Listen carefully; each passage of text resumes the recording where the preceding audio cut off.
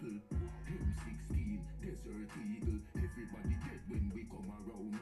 Don't fuck around, we no gun clown. Real bad man, shoot people, me too evil. Bullet in your evil, bullet go shoot people. Alright. Hi guys, welcome back to the stream. This is the third episode of our modding tutorial.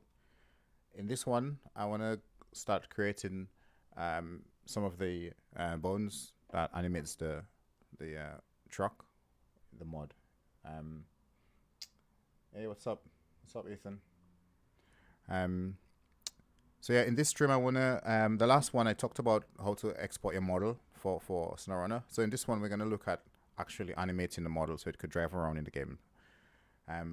So just to start, let's start off quickly. So in the mods folder, ignore this one. This is the Toyota Tacoma mod I was working on previously. So in the mods folder here, you've got the classes folder, the meshes. You've got pre-build, rebuild, text, textures, and user interface folder. The two folders, the folder we've been looking at initially is just the meshes folder. So this is where you export your FBX file and the associated XML file that loads up all the different meshes, as we've been doing in the last episode. So this is that one here. So basically, what this does, it renders your model and it applies all the texture maps to it. So this doesn't actually animate the model in the game. It just renders the model and slaps on all the texture maps. So we've been doing that in the past 2 videos, and I've managed to over here in Blender, I've got my model. I've got all my pieces of the mesh UV mapped, and they've been given materials. So some of the steps I didn't show, but it's pretty much the same thing I've been doing for the entire model. It's just create materials, UV map it, apply the materials, make sure it loads up. You can export single pieces into the editor and make sure they load up. And when everything works, so I've got an example here which I'm going to show you. So I'm just going to highlight all my meshes here, and I'm going to export the FBX file to the games folder. So it's in my documents, my games. You find the SnowRunner folder, media mods, and then you find the right mod. You go to the meshes folder, trucks, and this is it right here. So we load our preset up and we export.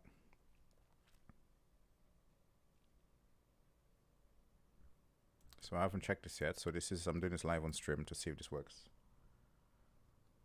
So once we open up the SnowRunner editor, we find our meshes folder, and then we find the associated XML, provided that you've written all the code as I explained, calling out all the different materials and put in the texture map. So I've just got a gray and black map in my textures folder, which I'm going to show you guys. So if you go back a bit, you could see the textures folder in here, trucks. I've just got gray and black, just default maps that I've made in GIMP. And I think I talked about that in the first episode, how to make those maps. So now we just load that up.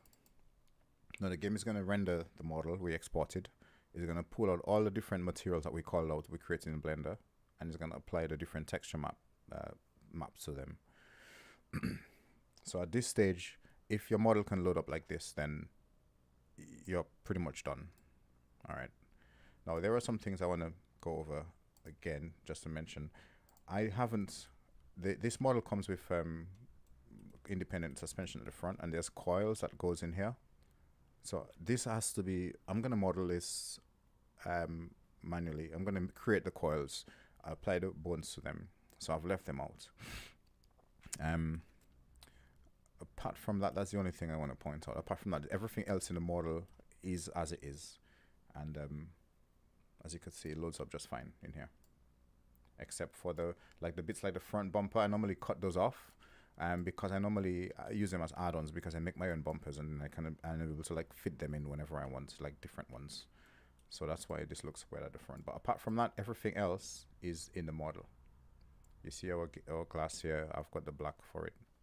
It renders it with a bit of opacity, because in the code we've where is it? Should be down here. Gauges glass. We've allowed the blending to be alpha blending, so that's why it looks like that. Okay, So this is it. Okay. Okay, so we're gonna get to the fun part now. This is the part where we work with the model as how the player would see it, okay, as the animated model. So I'm gonna just put this aside. So up until now, we've been working in the meshes folder. Okay, and the meshes folder here. Now we're gonna go to the classes folder. Okay, ignore everything else in there once you create the default truck, the default mod pack. We just go to the classes, trucks, and in here you're gonna see it says mod scout tuning and mod scout. You want to change the name of that. So ideally you want to make it match the same as the meshes folder. So we have Toyota 4Runner 2021. I'm just gonna change those folders to match that. So instead of mod scout tuning, it's gonna say Toyota 4Runner 2021 tuning, and I'm gonna apply that to the same in the classes folder. So in trucks, instead of mod scout tuning, I'm just gonna paste this here, Toyota 4Runner 2021 tuning, and this file as well has to match the same as the XML file in the meshes folder. So now I'm gonna open this, and now we're gonna start editing the code. So this is the default code that is created, and we need to change this. Okay. Okay, so if you wanna mod like me or use some other stuff I use, you can go ahead on mod.io and download any of my mods, and you could find this like any class file, and you could load it up and just make changes to it. It would be easier than writing all this code out. Now this is the default code, which is pretty, there's loads of stuff missing in there. I don't really use the default stuff. I like to use templates. So templates are blocks of code that you don't want to keep writing. You can just call them up, call a single word up, and it would load up an entire block of code. So I like to use templates. So if you want those templates, you could just download any of my mod, and you would find those. You would find those in there already. So I'm gonna just put like a bunch of templates in here. I've got another mod of mine open, and I'll explain how templates work in a bit. Okay, so I'm just gonna copy some templates in here. It's gonna be at the top of this here, in this bit right here. I'm gonna paste this. So templates include trucks. Trucks is a template that's default to SnowRunner that the devs have created, and it has all the predefined code that you would want to use for trucks. We'll get more on that in a bit, but my own templates I've made, I've got like wheel templates, so it defines certain aspects of the wheel in here. I've got flares. Flares are the different lights in the game. I've made my own LED white, LED orange, LED red. So if I want to use a white flare, I don't have to write all of this code out. I just call LED white, and it knows everything already. So that's what the template does. I've got it for lighting and flares, and I've got it for other little bits like if you want stuff to move like an antenna, a sun shield, I've got that predefined already. Okay, so that's the first part. Okay, the next bit you want to change, and the most important bit I think is if you come all the way down to where it says physical model and it calls for mesh. This is asking for the actual mesh of your truck that you have in your meshes folder. So if I go here and you see in meshes trucks, it's asking for the path. Now the default is mod scout, right? Our new mod we just made is called Toyota 4Runner 2021. So we just copy that into here. So we're calling the path, it's in trucks, and that's the mesh. That's what's going to load up in here. Now most mods have like just a how do I explain this? You're gonna need bones to animate your mod. Now for this particular mod, I haven't made any bones yet, but I know already what I'm gonna do. So I'm gonna just use a chassis bone and a cabin bone for the main parts, and then I'm gonna use bones for all the axles and stuff. So I've got predefined code I could drag in from another mod just to do that. So let me just find it. Normally, once you start making mods, you're gonna have mods that are very similar. So I could use the one from my Tacoma, for instance, and you just edit some of the features like the weights, because you want to make sure that your mod has the right weights. So I'm gonna just copy some code over, and I'll explain that what that is.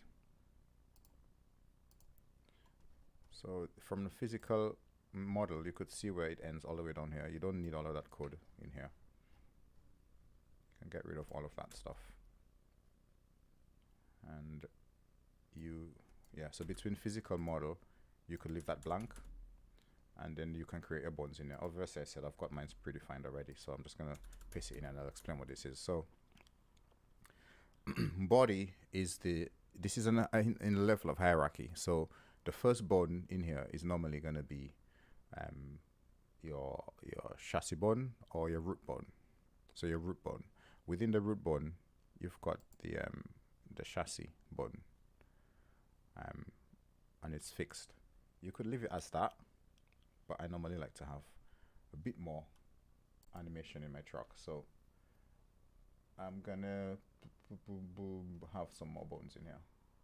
Normally you would have created the bones first before you write the code, but because I know what I'm gonna do, I just go ahead and put them in. Let me just find something over here. I'm gonna have a cabin bone. I'm gonna have a cabin bone right in the chassis bone. So within this bit, I'm gonna put this in here. The code can be the most confusing bit in modding, but I hope I can explain it in a way that you guys can understand. And if you guys got any questions, you can always ask me questions and I can respond in a later video. Okay, so if you click on body up here, you could see it highlights this bit. That means this is your overall hierarchy. So the root bone has all of these bones within it, and within it you have the chassis bone, which has the cabin bone. So it is a level of hierarchy. Okay, so I'm going to create a root bone, a chassis bone, and a cabin bone. So the root bone is going to be the parents, then the child of that is going to be the chassis, and then the child of that is going to be the cabin.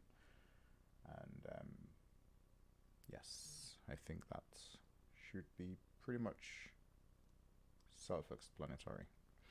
Now this is where you create the weights as well of your truck.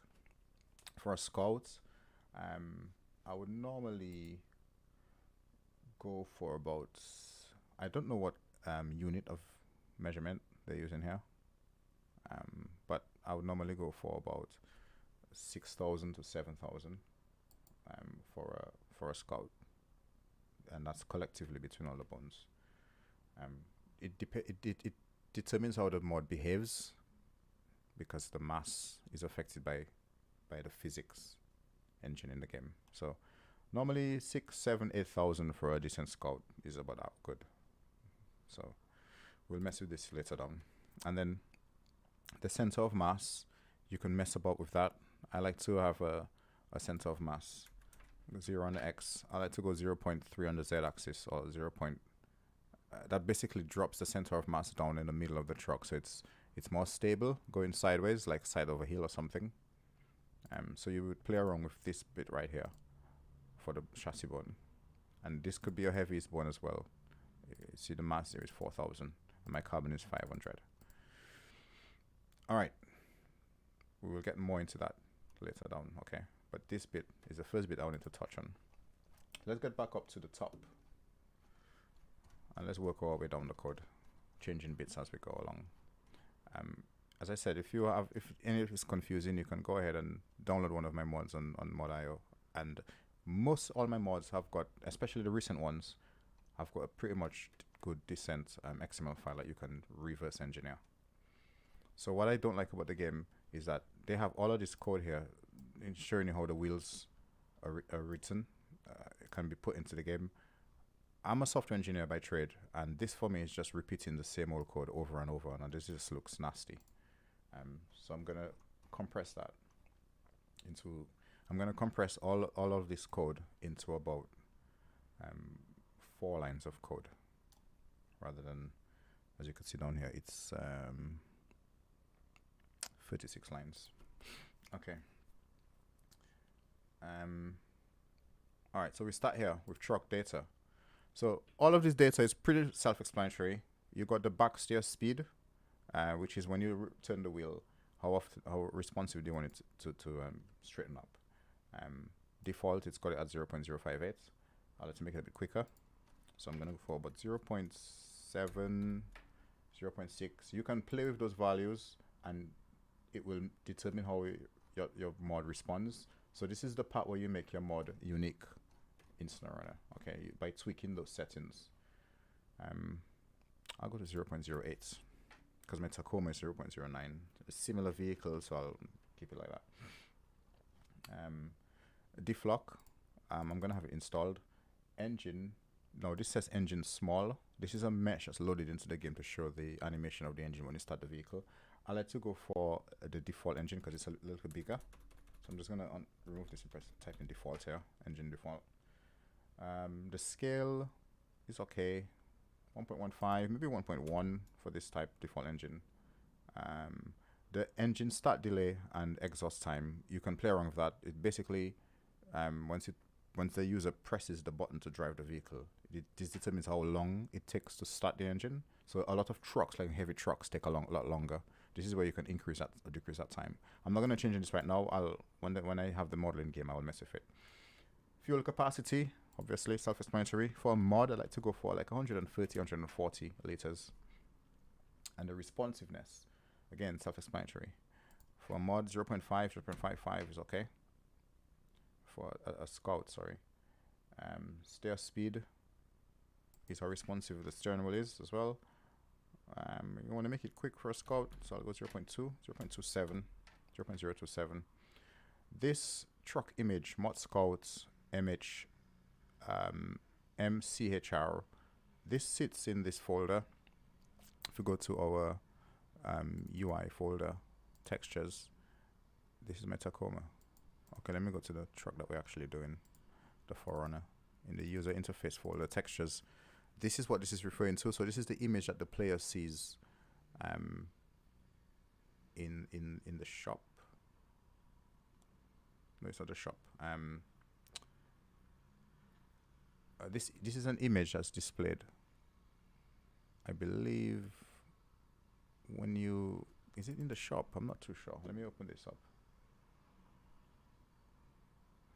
Oh no, it's the it's like the oh, it's not this one, it's this one here. Yeah, this is the one that's displayed in, let me open it up, in the shop when you hover above the mod or something. That's what you see. Is it in the shop? In the background, in the garage actually, and this is the shop image. Yeah. Anyway, you can change those. You have to change this for your mod, and it goes here. So, and then you define the type of mod that you're making, so the game can identify it. So this is a scout. This is a keyword. So scout. You probably wouldn't have to change it if you're creating a scout. And then we come to the winch files. Now these are all the same for my mods. So all I do, I just copy like a winch, a general scout winch file from one mod into another mod. So if you go into classes, you've got engine, gearbox, suspension, and winches. So I would just copy that. If you have another mod, you just copy it. Or you can go ahead and create the winches and engines and suspensions from scratch. So I've got winches in here, Toyota TRD. I'm just going to put 4Runner TRD. Okay, 4Runner TRD. Now, I'm going to, this is the file, right? This is the name of the XML file. So you're going to use that name of the file that you've created and paste it in here. as a type. That means you can have many different types of XML winches in your winch folder. You can have loads in here if you want. You're just calling out the one to use over here as type. And within that XML file, if we open it up, you have the different names of your winches. So here I've got TRD default, TRD battery extension. I'm just going to use TRD default as the one I want to load up, and I'm going to put it here, the default one. So when the game loads up, it will use the TRD default from this file. Wheels, as I said, this is a bunch of code that's just unnecessary. Way too much code when you can actually put this into 4 lines because of a template. I've created my template up here. So I define where my front wheel is, some of the parameters of the front wheel, and the rear wheel. So down here, I don't have to write all this code over and over and over repeating. So I'm just gonna show you guys how I do this. So instead of all of this code, I can compress it down into this little bit of code right here. So all of this basically can be deleted, and just looks a lot neater. So I'm calling the default rim a default tire and a default wheel type. And down here, I'm calling my templates. In template, I put front wheel. That means all the code that's in here is going to be loaded up. Okay, so I'm saying in here that it's going to be at the front. That's the steering angle, the caster angle, the joint offset, the torque, and the parent button, and whether or not it's connected to the handbrake. All of that code is embedded into that single word, and then I just give it a position. So for the position, go back to Blender. Let me drag this over here. There's a guy cutting the grass, the lawn outside my apartment. So if that comes across the mic, that's what that is.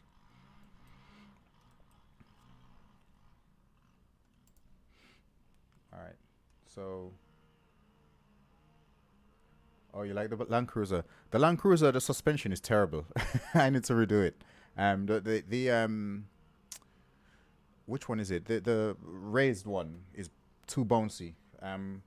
It was a quick mod. I rushed it.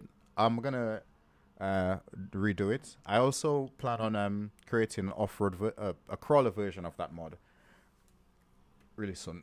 I'm gonna get the top off. I'm gonna model some coils and make that, give it like different axles, and just purely for crawling and messing about. Make it a bit OP as well. All right. So we're gonna put our wheel positions now. In here, what we do, we have to pick the side that we pick is the left side of the vehicle, and then you just look for the center point of your hub. Hey dear DSP, what's up?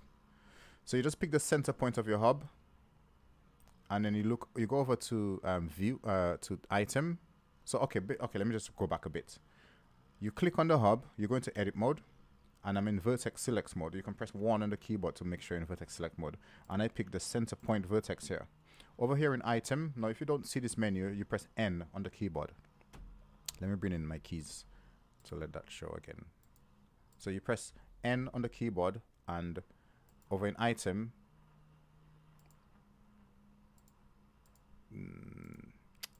come on, stop messing about. There we go. Over in item, you will see the vertex coordinates you just selected. This is the points. This is the position you enter over here. All right. So the way this is, it's reversed in Blender. So we got X, Y, Z. In SnowRunner, in the code, it's X, Z, Y. Okay. So the first position of our front wheel is 1.485. Okay. So we just come over here and we just put 1.485. Now the next bit is asking for the height or off the ground. It's not the Y position. So it's, as I said, it's reversed. It's X, Z, Y over here. It's X, Y, Z over here. So this value over here in the middle is 0.383. So we just type that in here. And then this is asking for the Y position, how far out the wheel is. It's 0.792. So we just put 0.792 over here. Now, what I normally do, you just have to take this position and paste it for the other wheel. over here, and then you have a boolean that says right side true. So it's basically letting it know that that oil is on the other side. And then you just do the same for the rear wheel. So let's find the position, click on it, go into edit mode, and then you find the position up here. It's minus 1.295. You plug that in. Minus 1.295. The height is 383 again, same as the front. Makes sense because it's a left vehicle. And the Y position is 0.792, same as the front. And then I would just copy this and Control C and Control V down here, and it's tell it the right side true. That's it. Now the default wheel this is from a previous mod. It's gonna try to load that up. It's not gonna find it. We're gonna have to create our own wheel and change the name of that soon. This is something I'm gonna show you guys as well. Yeah, man, I'm good, buddy. I'm hoping to get this mod in as quick as possible and get you guys learning how to mod, because I want to see other people come into SnowRunner and create their own mods. All right, so our wheel positions are done. We just need to make sure when the game wants to look for that, we actually have it. So let's ignore that for now. I actually have a wheel pack. So what I'm going to do, I've got a wheel pack already made for my Toyota Tacoma that I was working on. It's a new one I was working on.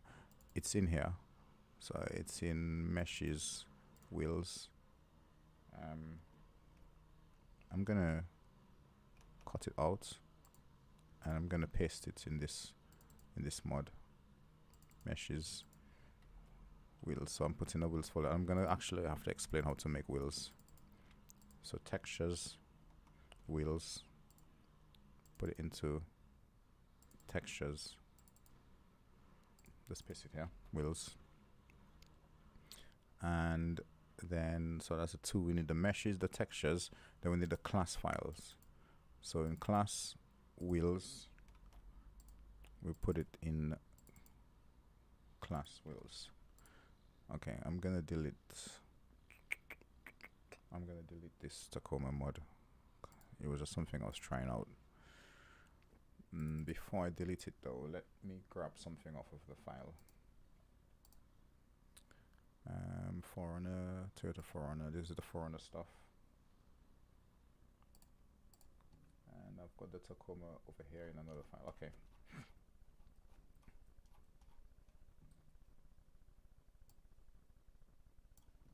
Right, I'm gonna have to explain that actually.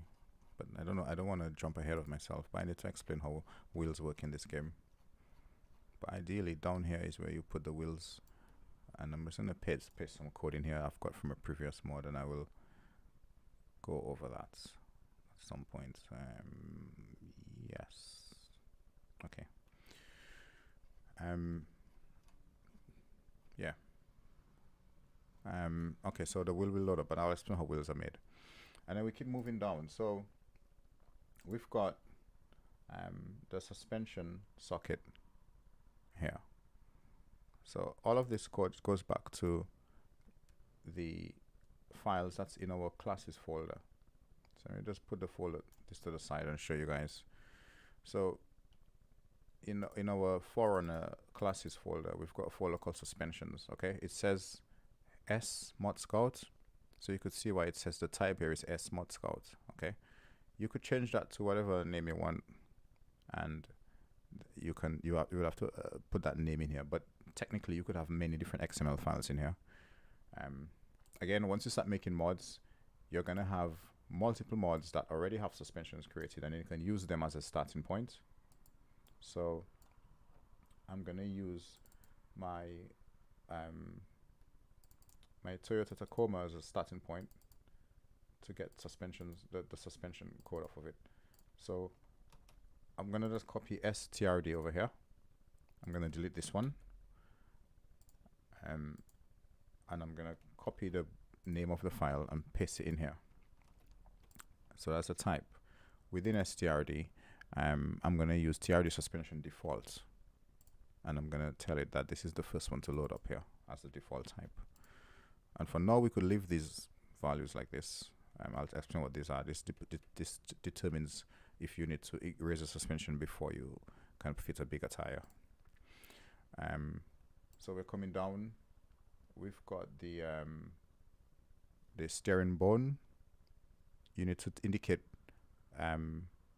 which bone controls the steering wheel.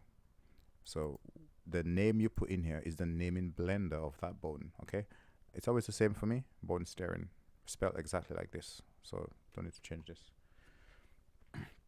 Come down to the rack. Again, the rack. You want to keep it named in that order if you want to use more like me. So I call it bone rack, and I call it bone rack left, bone rack right. This one is going to be different though, because it has independent suspension at the front. But it's pretty much the same thing. Bone rack left and bone rack right, it's a bit confusing. It's actually the hub it's referring to. So I'm gonna change the name of that because I don't like the way it's always named. I call it the bone hub left and the bone hub right. All right, and that should be fine. With the position of that is the middle point between the hubs. But we will change that in a bit. Actually, we don't have a rack because it's independent suspension, but we'll tweak that. The steam origin is referring to the point where the vehicle releases steam. I normally go for a point on the grill at the front. So basically, you just click the grill into edit mode and find any vertex on the grill, like maybe like here in the middle, and you use those coordinates up here. So it's 2.335. So you could just type that in here. 2.335. Off the ground, it is 0.85, and it's going to be 0 because it's in the middle on the y-axis. And then the wheels sound. These are all the default sounds. Now again, this is a lot of code that could be compressed. So I normally change it to a template. We loaded the truck's template, so all that information should be here. So we can just put this code under here that says sound wheels equal template defaults and sound damage equal template scouts. Those two lines of code can now replace all of this code. Okay, because it's the same for every vehicle. Sounds. Now this is the sound that determines how your vehicle. These are the sounds that determines how your vehicle sounds in game. Now this is from the TOS 166 by default. You can also put your own default sounds in there, like sounds you've edited and made yourselves. You can change sounds for your brakes, your horn, all of that stuff. For the Tacoma, I used the Hummer, I think, and I'm just gonna use the same for this one. If you know I have a change of heart, I will change it, but for now I'm just gonna paste code from the Hummer. So you can open up the Hummer file in the game, find it, and you could just paste it in here. And this origin point, this origin point here, is asking of the point of where your engine is located, and it also shows how your mesh, when you turn a vehicle on in the game and you see the engine mesh glowing, this is basically the point it's asking for, and that's where the sound is going to be emanated from. So in the game, you can just go to where you think the engine will be, like a rough idea. Like for me, it's going to be in here roughly. All right, I'm going to go to face select. It's going to be here. All right, let's just highlight this, actually, this entire box. So this is the coordinate point I want, and you can tweak that later down. It says 1.768, and the height is 0.77, so 0.77. and you can tweak it once you turn. If you turn the truck on in the game and you see the engine is too high up or too far forward, you can just tweak it here. But that's where the sound is going to be emanated from. The default value of all of that is fine. You don't change anything else. Engine heavy volume and all that is fine. Reducible reverse pitch false, that's fine. Moving on. Shakers. The shakers class refers to things in the game that shakes, obviously. Like vibrates. You could see they have bone exhaust in here. So that's how I create some of my, when you turn the engine on, you see it like shaking, or the exhaust shaking, or the engine shaking. This is where I do that. There's none in here, so we can just, you can just cover this, you can just comment this out, Control K. Maybe in the future you want to have something, or you can delete it altogether if you don't need it. I don't need it, but I like to keep it in there because I might reuse this script for another mod, and I just uncomment this code out. Okay, shafts. Shafts are your drive shafts, okay? And the game generates them for you. So in order to get them to work, you need to call the socket points. So this is how they're named. These are actually created in the mesh file. So over in the meshes file, I don't know if you noticed earlier, I commented these out, socket points. This is where you have to put the socket points. So let's go ahead and do that now. So let's uncomment the code in the mesh file.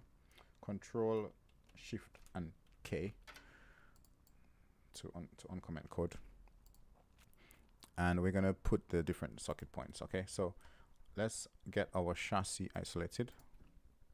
Shift and H, and okay, so I'm looking at the, another thing I didn't mention off camera is you have to delete the prop shaft in the mesh because the game generates its own prop shaft.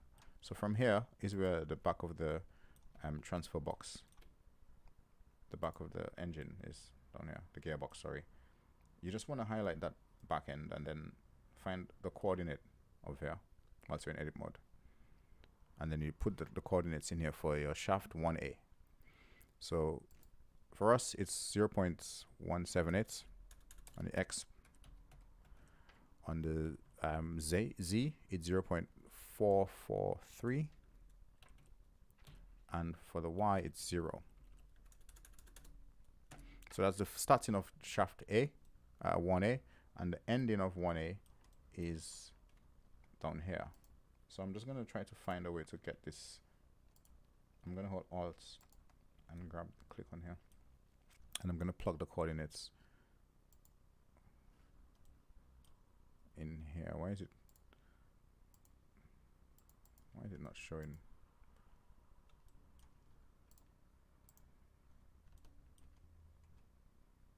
Hang on. Click away and Alt and click. Okay. It's minus 1.094.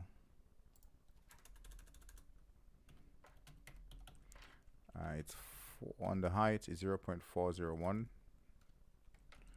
and on the Y it's 0. It's 0.0000. It doesn't matter. That's 0. And then shaft 1B would be shaft 2A. Sorry, that's shaft 1B we just did. Shaft 2A is where the transfer box goes to the front axle, and I think on this model it's, I can see it, this is the transfer box here, this, so I just get the coordinates of this bit right here. The starting point is 0.582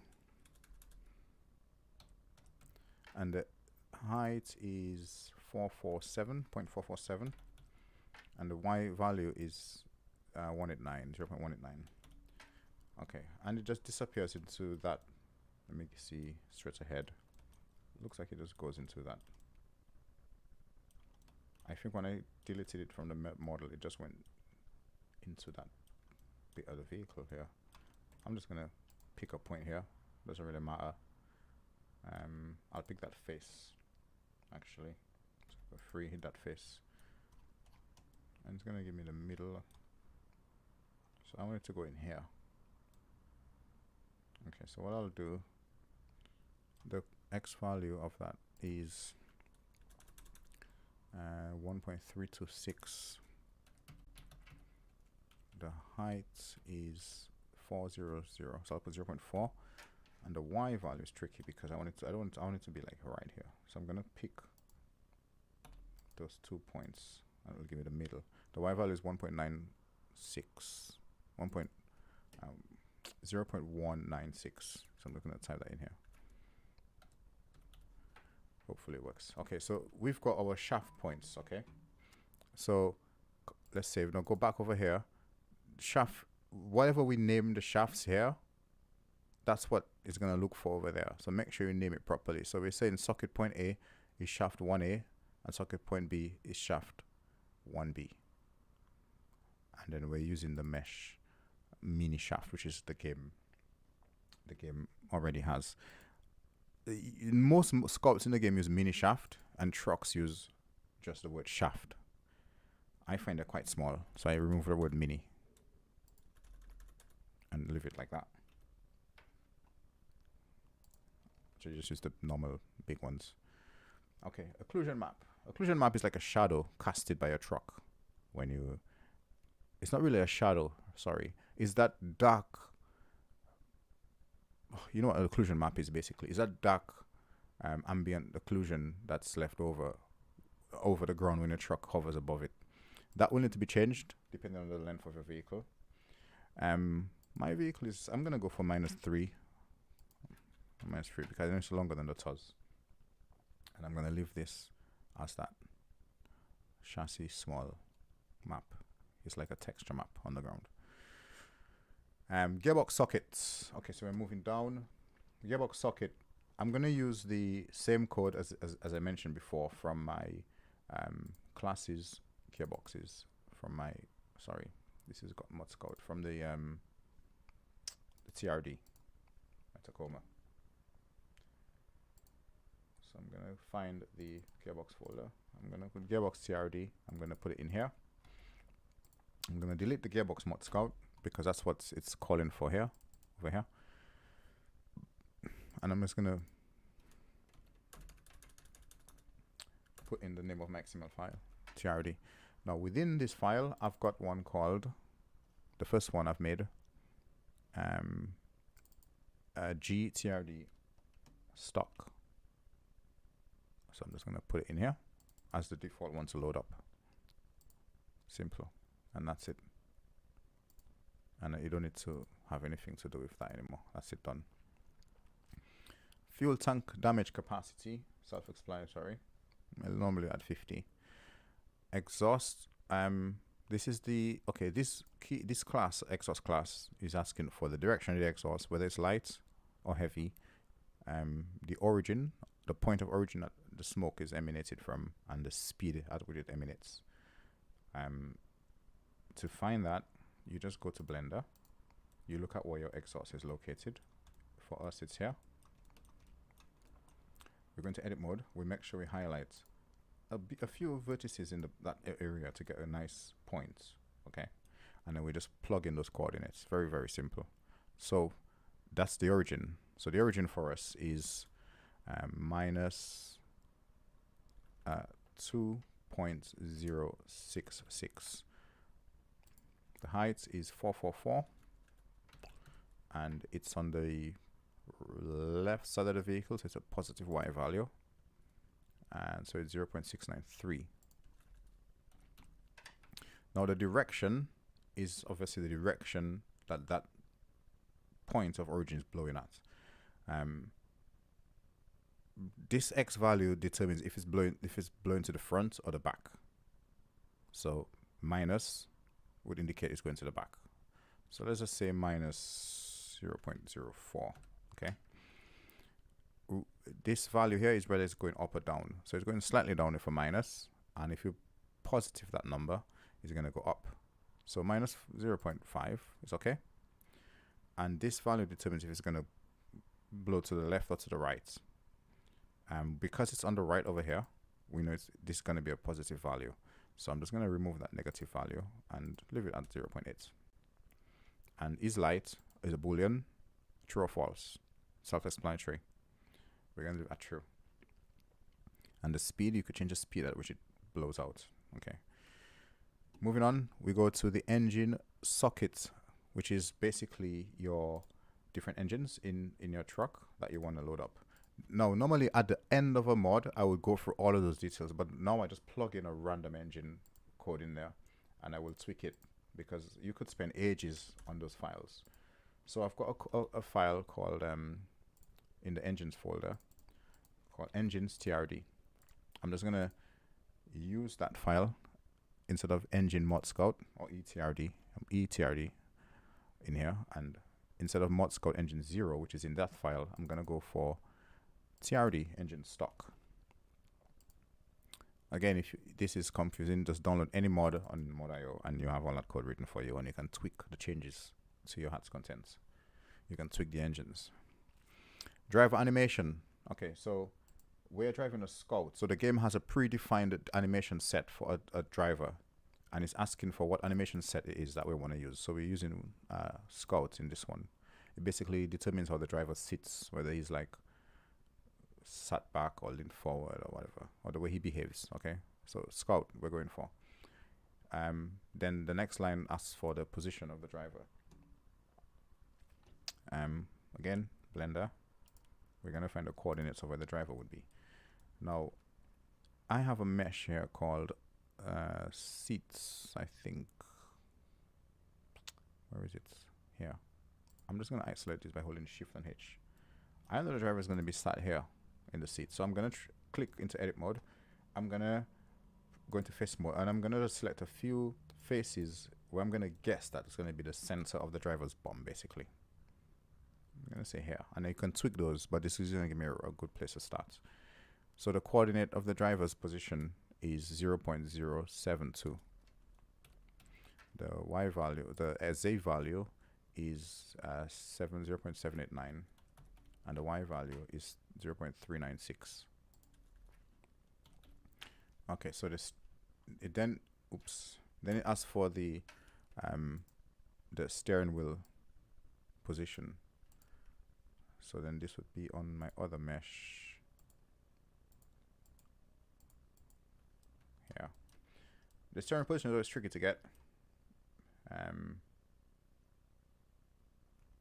because some steering wheels are not like a proper circle. But what I try to do is find the center point of the circle. Okay, so what I just did here, I'm going to I went into line edge mode.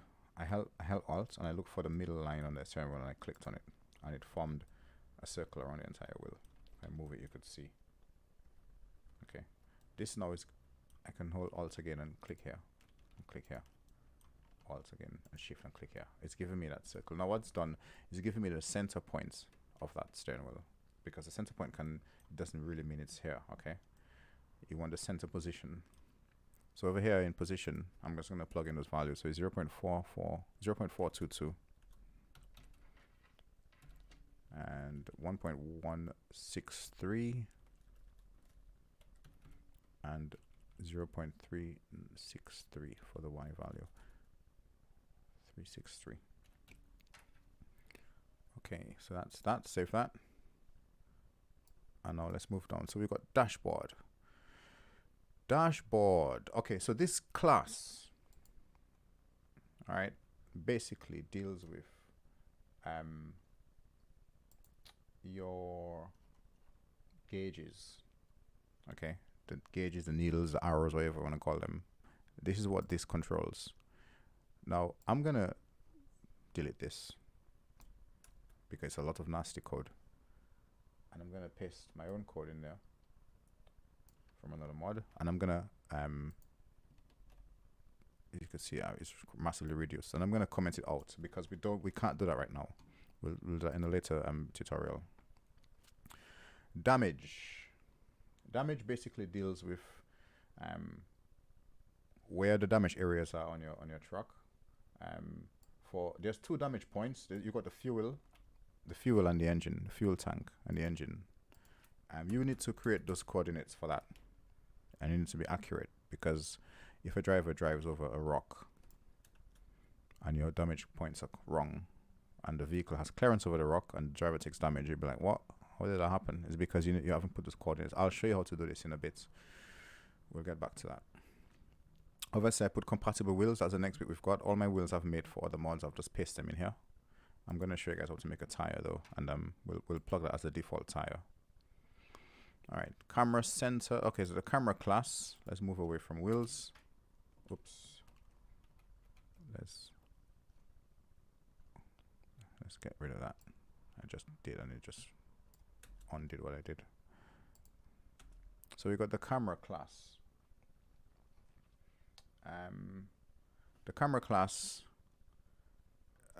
deals with how the mod appears in game, like the camera position and the mirrors as well. So this is where you control all of that. I like to have my code going vertically, so I'm gonna put my own camera class in here.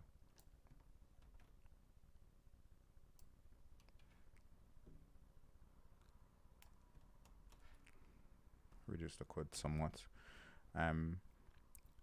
You don't need to change this code, but the key thing to remember here is your mesh, your texture map that you've created in Substance Painter or whatever software you use. You have to put it in here to let the game know that when the driver switches to the cockpit view, to load this texture map up. So this is important right here. That's the only thing you really need to remember. This value hobby radius multiplier is also important. It determines how far the camera is from the truck. So if you want to make it really close or really far, this is what you change. And this determines the center point of the camera, because it's obviously center. You might want to tweak that so that it's probably like in the middle of your mod.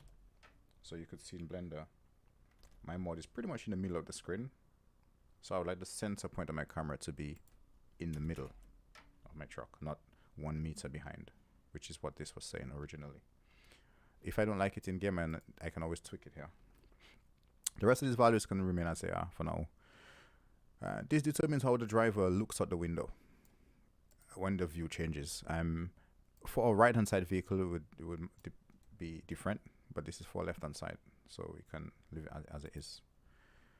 And then this bit determines how the mirrors behave, where the mirrors are, their positions, and the reflection, all that.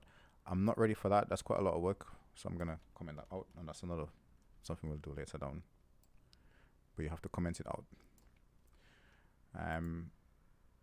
Now this bit here is where it asks for the axle bones. Okay, our truck, we're gonna have independent suspension, and we're gonna have, if we look in Blender, we're gonna have, basically I'm gonna have an axle. Let me isolate this so it can be easier to see. We're gonna have an axle bone to control the rear axle. There's one bone. We're gonna have one to control the front right and the front left. So we're gonna have 3 axle bones. The ones at the front are gonna be independent suspension. So we're gonna have to put, this is where you indicate that. Okay. So axle's class, the subclass axle, it's asking for the frame. This is the name of your bone in Blender. It has to be named exactly how you put it in here. Okay. So we've got axle rear, which is fine. We've got axle front. We're not going to use axle front. We're going to have 2 different bones. So bone axle front left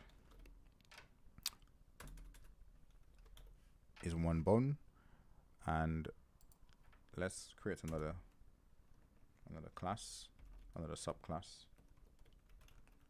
So we've got axle, right, and then in here we're gonna have frame, and then we're gonna create the name of that frame.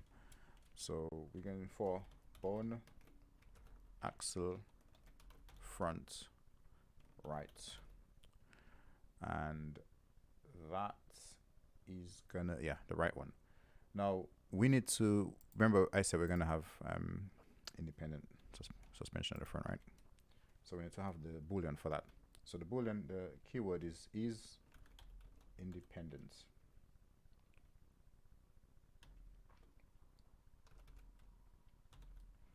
So it's is independent, and then you put the boolean in here. So obviously it's true, and then we just want it for both as well. If your mod has straight axles, you don't have to do this. You could just have it like this down here. Okay. Moving down, we have our snorkel position. Now, this is the default position where the truck will start taking in water and start taking in damage. So for us, it's probably gonna be this. Like, I normally go for the front grill again. I imagine once you start dipping your radiator underwater, you're taking in water. So somewhere down here, I would say, maybe here. You could use the same position as your steam position if you want as well, to make things easier. So the same position up here where we said the truck emanates steam from, which is steam origin. We can just use that. And then we can see that this is our, come down here, default or snorkel position. Once you start adding snorkels to the truck as a add-on, this will be overwritten, and it will adopt the snorkel position in it from your add-on. So this is how adding a snorkel changes this and makes your truck take water from a different position. All right, so we've already done physical model. We've done the mesh. We did that first. Net sync legacy is false. That needs to be left by that. Defaults, we've got 2 bones. We've got our chassis and our cabin bone determining the mesh of our truck. And let's move on. Model attachments. So this class asks for, like, it has to do with flares. This whole entire bit can be it can be reduced, and it can also be omitted for now. I'm gonna just copy no, you know what, I'm just gonna comment all of this out. All of this can be commented out. We're not gonna do lift lights and all that now. That's time consuming. I'll show you guys how to do it, and then off camera I'll do it, because that could take me hours to do. So let's get rid of that. Landmark.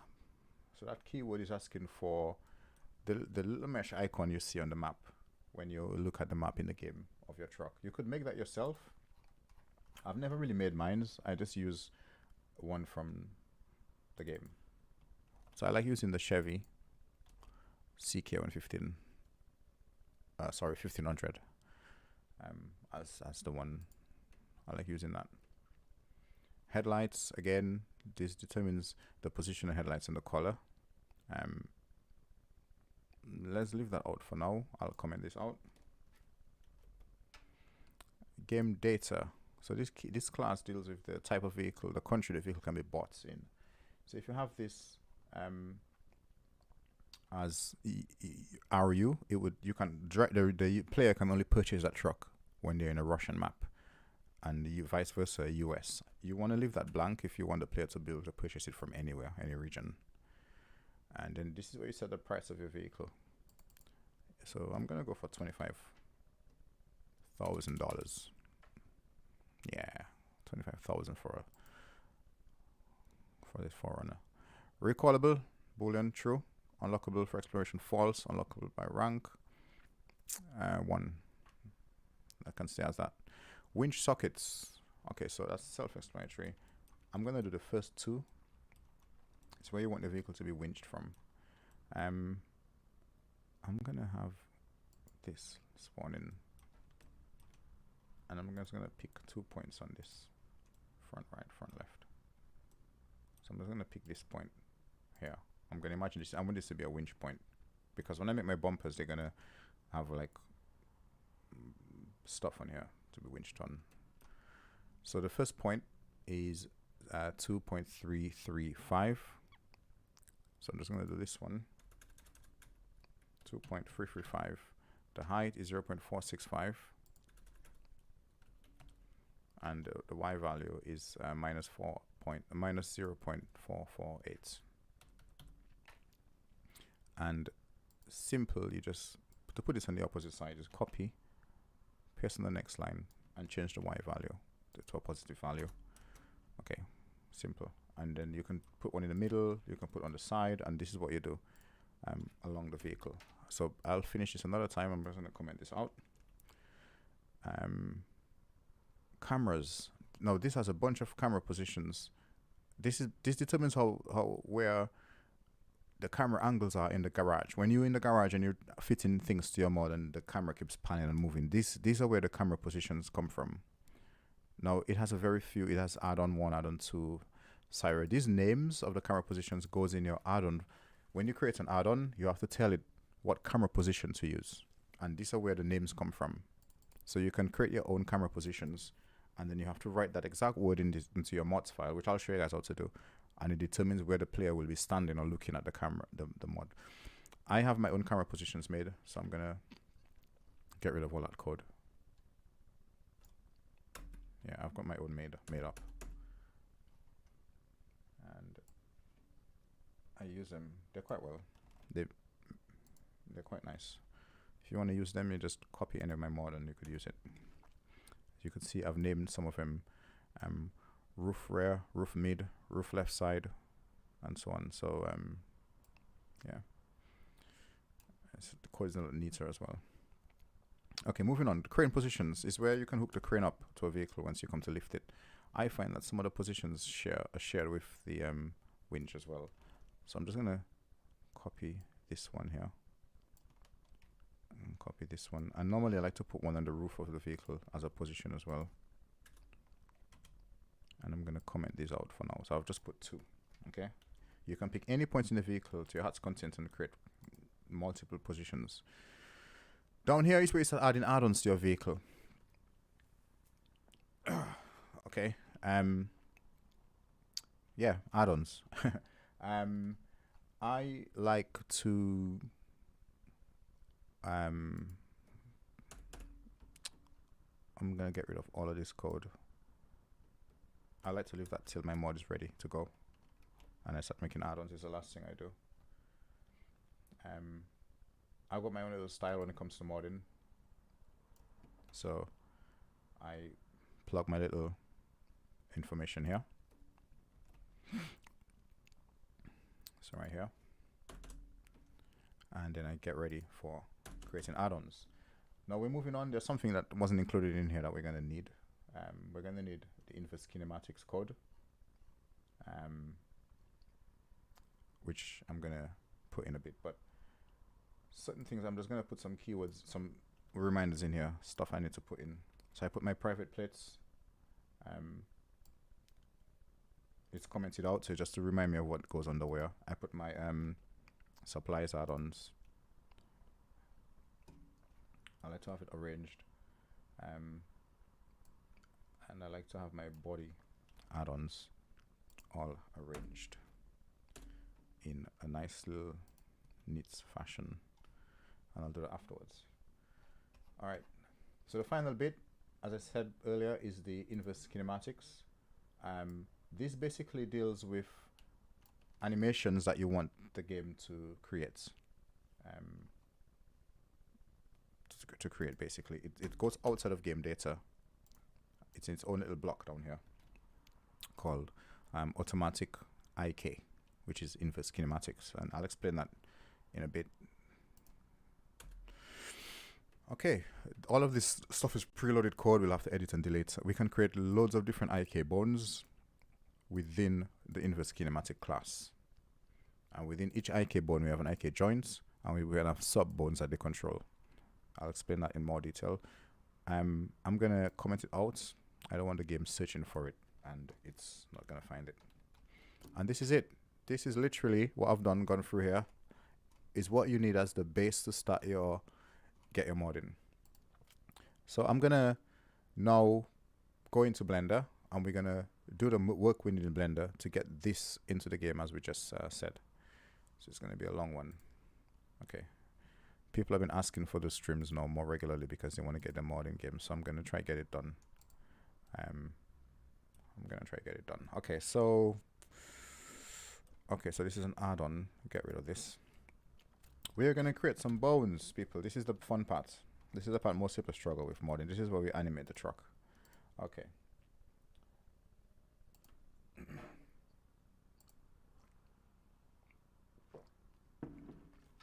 All right. Let's go. All right, so we can have our truck loaded in the background. Doesn't matter.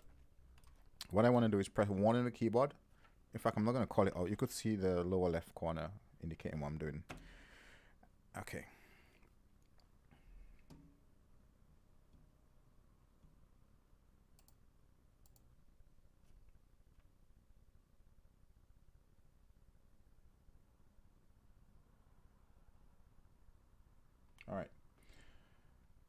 Let us begin. Shift and A, and we go down to amateur. Hit on amateur. I'm going to press Alt and Z so I could see my amateur button. It's right here. The amateur is loaded up here. I'm going to drag this into my folder called main because this is where I'm working. Okay. This amateur is going to be, if I open up the amateur, it says amateur 1. This is the name of the bone. Sorry, amateur 1. Let's just name this properly. Amateur, I'll call it amateur underscore main, because I do have other amateurs in the game. Sometimes I create mods and add-ons and stuff, and I call it amateur add-on. So amateur main, and I could name this up here as amateur main as well. Okay. So the bone, if you open up the on the panel here, you could see it says bone. Okay, this is the name of the bone. So when we were in XML, and you see all these names of bones, like for instance, over here in our axles here, bone axle front left. This is where you name the bones, and you have to name it exactly as it's spelled. So you notice I use a capital letter for every first letter of a word, to indicate it's a, bone axle front left. This is how the naming convention you want to go for to make things easier for you in the future. Okay. In programming, this is how it's done properly. All right. So, bone axle. This is going to be our root bone. So I'm just gonna change the name of that bone to bone root. Okay. And leave it as it is. This is a SnowRunner thing. I don't know why you need to do that, but yeah. From this bone, okay, so whilst we're in edit mode, so click on your bone and then press Shift and D and then click. And if you press G, you've got this other bone here, okay? You don't need to do anything at this point, but come over here and just change it to bone chassis. Bone chassis underscore CDT, and I'll explain that why we do it like that. Okay, so SnowRunner has prefixes and postfixes. So a postfix is a key ending of a word, and a prefix is a key starting of a word. So over here, when we created our windshield, the prefix was underscore windshield, or underscore, to indicate that was a prefix. The postfix here is underscore CDT, one underscore and the letters CDT in small cap.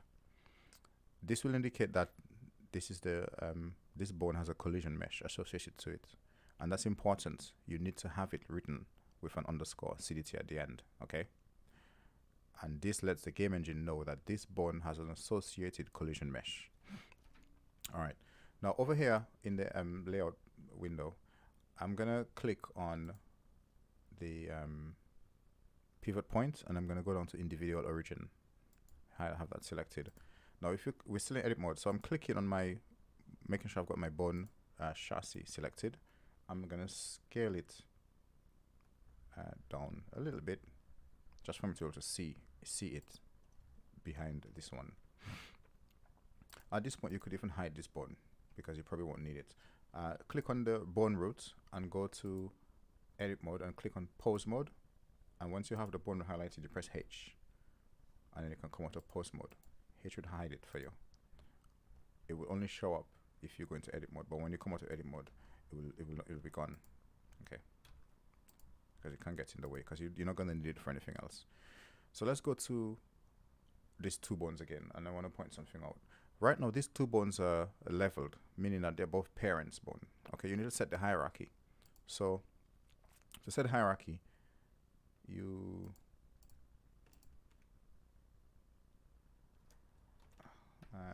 which one is it? You first click the child, the bone you want to be the child, which in this case is the chassis. you hold shift and you click on the parents, and then you press Control P and you select keep offsets. Okay, so you click the child, you shift and you click on the bone you want to be the parents, and then you hit Control P and you select to keep offset. So you're making this bone the parent bone, and if you click on the down arrow you could see the parent bone out there as a bone roots, and you got the chassis. Now let's go back to the chassis bone. You now want to duplicate the chassis bone to make the rest of your other bones, because this is the parent of all the other bones. Okay, so the next bone we want to make is the cabin bone. Just give me 1 sec.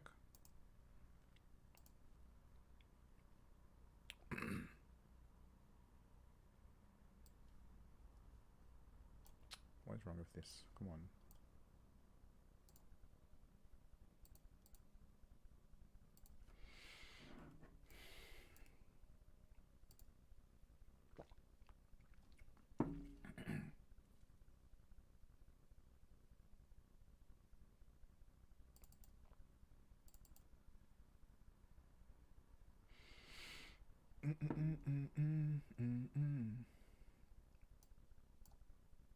All right, so I'll just getting some references up.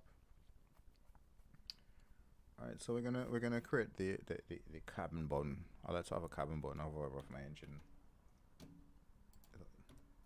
We did indicate in the XML file that we had a cabin bone here. Okay, so we're gonna do that.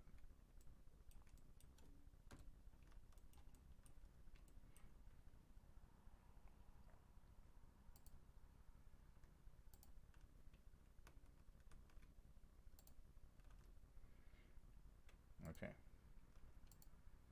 so let us go ahead and do that, shall we? Okay, so we click on the chassis bone whilst we're in edit mode, and we hit Shift and D and click to confirm it.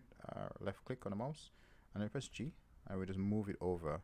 I like hovering my chassis, my cabin bone just above the engine bay, or just above the axle actually. Just above the axle, somewhere like here. And then we need to make sure it's parented properly. So we click on the child, we shift, click on the parents. Let's hide this bone, once this bone still here. We click on the child, we shift, click on the parents, Control P, keep offset. And we now have to name this bone appropriately. So now remember we said we're going to use the cabin bone underscore CDT. We come over here and we name it that. This will indicate to the game engine that the cabin bone has a collision mesh associated to it. Okay, so that's 2 bones created, and notice I'm doing this on the side view so that the bones actually end up dead center in the scene. Okay,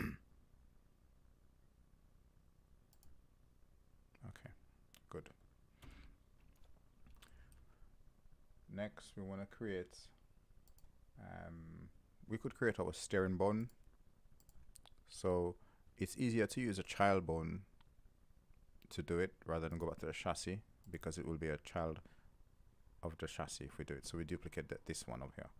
So Shift and D, click to confirm and just move it to where you want. And over here, if we look in our code again, this is our steering bone, right? Remember up here, I said to you, you're gonna have a bone steering. You can, whatever name you call it here is a name you gotta give it over here, or vice versa. Now notice it doesn't have an underscore CDT because this bone only deals with animating the steering wheel. It doesn't need a collision mesh. Now the key thing about the steering bone is that it needs to be in the dead center of the steering wheel. Now some modders like to put the steering wheel in the 000 and sort of apply the bone to it there, and then position the steering wheel back up there, and then tell the game the coordinates of the offset. That's very, very long-winded, and I don't like doing it like that.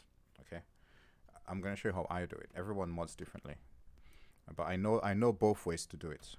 which is important. To find the center point of the steering wheel, I come to the wheel, I go into line mode, edge select mode, hold Alt, Shift and Alt again to keep, hang on, let me isolate this bit with the bone so you hide both of them. Okay.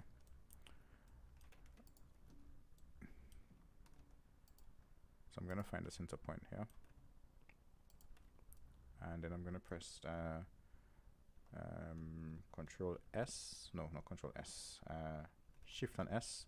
I'm going to say cursor to selected. The cursor is going to spawn in the middle of this selected lines I've done.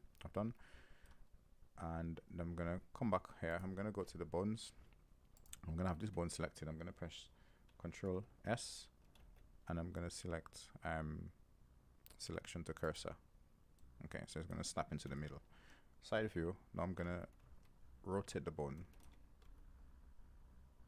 It has to be perpendicular to the surface of the wheel. And basically I'm looking at the wheel on the side view from top to bottom, and I just want this line on the bone to match. So I'm just going to see if it matches. Nope. And I'm going to keep rotating it. Press G and to hover it over it. So I'm going to just press R and just hold Shift and slightly bring it this way. And I'm going to check again. It looks just about leveled. Press R and slightly this way. If you hold Shift when you do any movement in this game, it slows it down. And that's I'm happy with this. Okay, I'm happy with this. This is how you do it.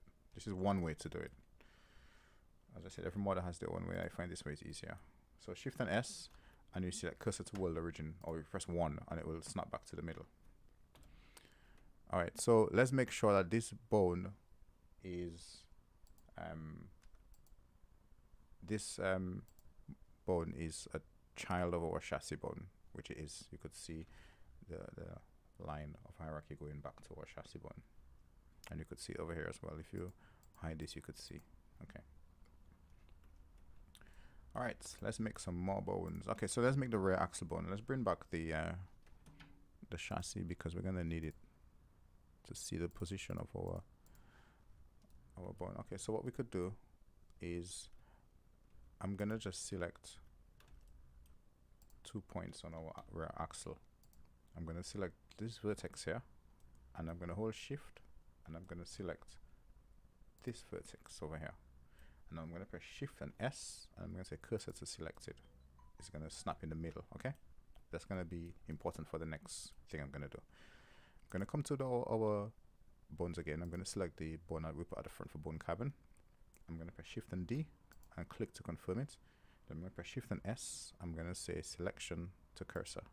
It's gonna snap at the back over here. We're gonna name this the name we give our bone over here in Blender, which is just before the mesh was loaded down here. Bone axle rear. Double click on that copy and name it this. Bone axle rear. Okay, get in there. We also need, I mentioned we're gonna create inverse kinematics bones. Okay, I will do, should I do it in a later video? Well, I need to create all the bones now anyway. So some things I always do as well, if there's movements like steering racks, I like to create all the bones for the rack. If you notice, all my mods will have racks moving up and down and stuff. This one doesn't have it, so we don't need to do that. But sometimes I also like to have the sun visors above the driver. I suppose I could add those in as and I normally wouldn't do it, but I could add this in just to as a point, to prove a point, to show you guys how. If you want the sun visors to be shaking and moving, you could add bones for that as well. So let's go ahead and do that. So you want to first figure out the pivot point of your bone. I'm going to isolate this, Shift and H. Okay, so this sun visor here, I'm guessing it's going to move along here, maybe. The pivot point is probably going to be somewhere like here. Yeah, because there's like a thing in the middle. Oh, we could use this then. Yeah, that's a good point. Okay, so I've just held Alt and clicked on the vertex to select that group of vertices. I'm going to press Shift an S and a cursor to selected. Okay. Now I'm gonna come to our bones over here. We just hid. Sorry, not that one. Bones over here. I'm gonna grab any other children bones. Shift and D. Click to confirm. Shift and S. Selection to cursor. Because we're in individual origin, we can scale this down, and it will scale down at the point of its origin, towards its point of its origin. If we don't have it at that, like we're at median point, which is the default, it will scale in its median point. Okay, so this is why we change this to individual origin and scale it down. Doesn't need to be big. Now we're gonna put the cursor back in the middle, and we're gonna go to 3D cursor as our pivot point. We're gonna name this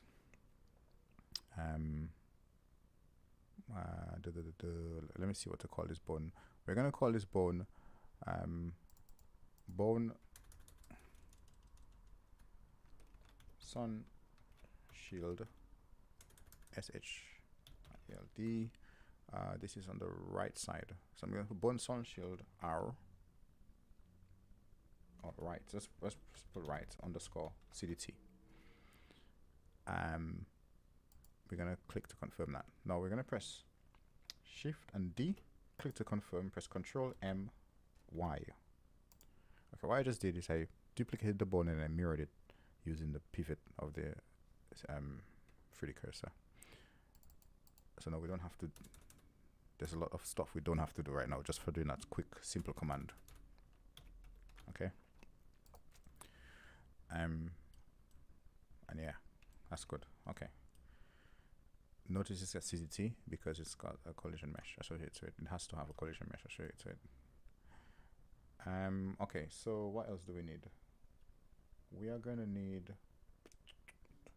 Okay, so we've got our main. What is that? Oh, okay. We are gonna. Okay, so we've got our chassis, cabin, stern, visor, axle. Okay, we need axle bones for the front. Okay, yes, we do need it for the front. Yeah, we do.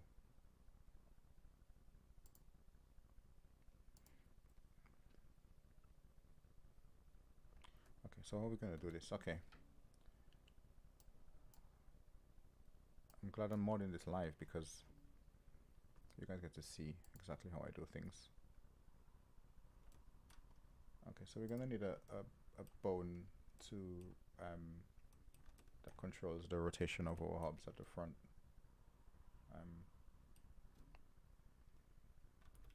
At the front, okay.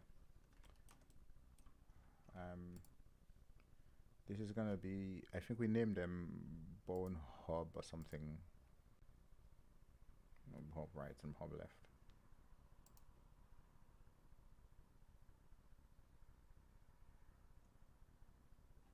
Hang on. Okay, so we are gonna create our hubs. Let me just go over some code. We call it bone axle front left and axle front right. Okay. Okay, to get the position it needs to be in, we need to first bring our chassis back in. I think not all of it, but just some parts. This is weird the way this is, but I imagine this is probably going to rotate.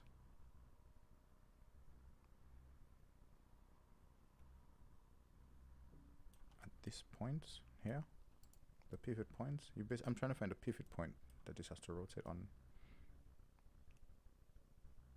I'm guessing it's going to be like here because that's where the thing is, isn't it? So I'm going to get the center point. I'm just going to get this line. This will be in the center. If I move the cursor here, it's going to be here. Okay, I'm guessing this is the pivot point. To test this, I can rotate this on the z-axis using the 3D cursor as a pivot point. If I press RZ, it behaves kind of weird because it doesn't. This is correct, but the model is wrong. because it doesn't, this bit doesn't move with it. This bit doesn't serve as a pivot point because it's not perpendicular. It's not in the same plane, sorry, of rotation. That's odd. Let's see. It probably look weird. I ignore that. Doesn't matter. We're gonna use this point anyway as our pivot point. Okay. To do that, we just create a bone and snap it to that point. And so we go over to our carbon bond again, Shift and D, confirm, Shift and S, and selection to cursor. We need to go to individual origin and then scale it down a little bit. And then I'm gonna bring this cursor back to the middle. I'm gonna press Shift and D. No, I'm not gonna do it now, actually. No. It did do it. I'm gonna undo that. Okay. I'm gonna name that bone first before I do it. We called it the bone axle front left.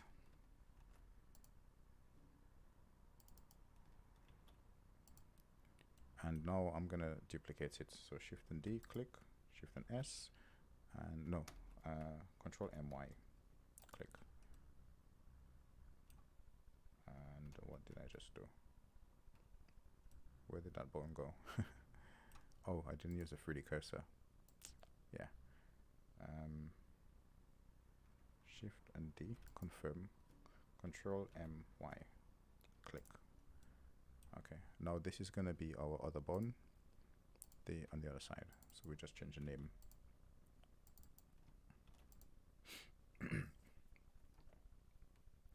All right, so now notice that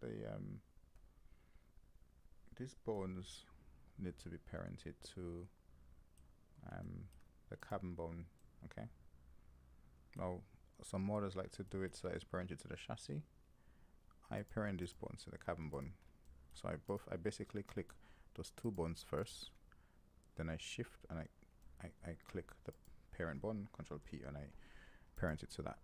Okay. You get better animations from it like that. Okay, so that's that.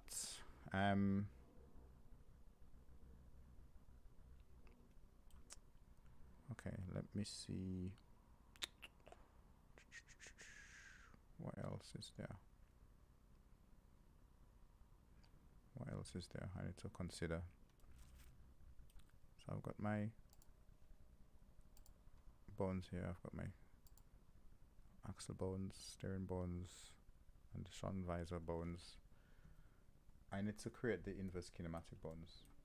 Now I need to do 2, 4, 6, 8 of them, because the shocks at the back, each shock absorber needs 2, and the coils at the front with the associated sock, each of them needs 2.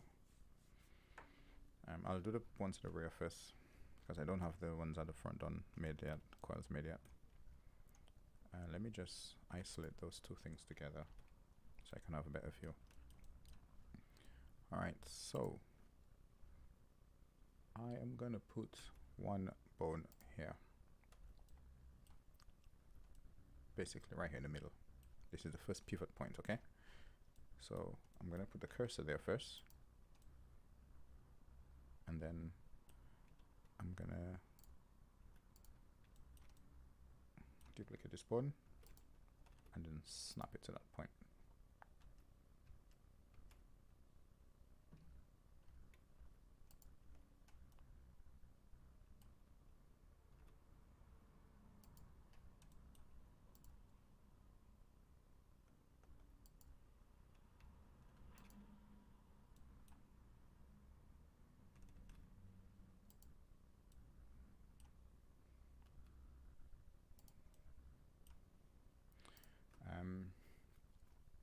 I'm gonna call this bone bone shock rear, right? We're gonna have 4, so we're gonna have at the rear, there's 2 gonna be on the right, There's two going to be on the left. The ones on the right, we need to be able to associate them and name them correctly. So there's one going to be at the top, or one going to be at the bottom. So this is how I'm going to name the bone. So this is going to be called bone shock. Now, because it's on the right, I'm going to call it RB, because it's in the right bottom. Okay. Now I'm going to duplicate it. And I'm just going to move this bone away for a bit. Okay. Now, this is the tricky bit to follow. So, I want this bone to be in perfect alignment with this coil, this shock, okay? The base needs to be, the base of this bone needs to be down here, and the top needs to be up here, and vice versa for these ones. This top needs to be down here, and the base needs to be up here. So, this is already locked in, right? This one. To get this one in here, I'm just going to highlight the head of the bone. I'm going to press Shift and S, and I'm going to say selection to cursor. Now, I'm going to move and find the new point by going to edit mode in here. I'm snapping up here, and I'm going to move the cursor up here. And then I'm going to grab this base of that bone. I'm going to move it up here, and I'm going to go to the top of this one. I'm going to move it up there. Okay? Very simple. Now, I'm going to go back to individual origins, and I'm going to have both bones selected, and I'm going to just scale them down. Okay, going to see, you could see the bones are opposing each other. This is how they're meant to look. Okay, it doesn't matter if they're scaling all the way till they're tiny or they're massive. I just like scaling it down to a point where I could see that they're working against each other. Okay, but here's fine. Here's fine. Now, the top bone needs to be the parent in this situation, and the bottom bone needs to be the child. Okay, so remember, we click on the child first, we shift, click on the parent, and we press Control P, keep offset. All right, and now this top bone here needs to be the child to the chassis bone. So I hope this wasn't too confusing. So we need to make sure that it's named appropriately. So the bone shock right top, and then bone shock right bottom. If you click, you can see the hierarchy of them. Now this is gonna be this has to be done on the same on the opposite side. Now if this was a mirrored shock, I would just mirror these two over there and change the names of them, but it's sort of reversed, which I suppose we can still do that in a sense. Yeah, we should be able to still do that because it is a mirror, just reversed. Okay, so what I'm gonna do, I'm gonna put the 3D cursor back, make sure it's so pivot point. I'm gonna have both selected, Shift and D, click to confirm, Control MY, mirror it on the Y axis. Now I'm gonna come over here, and I am going to look from on top, grab those two bones, and I'm gonna just try to place it here. Then I'm gonna go to the side view, and I can see that point here. I'm just gonna move this here. Okay, so top view and side view should pretty much get you right in the middle where you want to be. Now I'm gonna change the pivot point to this point by highlighting this point and moving the cursor to this point here. Alright, and I'm gonna make sure we're on the pivot point of the cursor. Now I'm gonna have both bones selected, these two bones only. Look from the side view, and I'm gonna press R, and I'm gonna rotate it just till it comes about here, right here in the middle. Again, this is a mirror. Okay, it means that my model is off because the bone is a mirror, but we can still rotate it if we change the angle we're looking at it from, and then we have it same as before. Okay, now we just need to name this appropriately. So remember, this was bone shock right top, it's now left top. So LT and LB.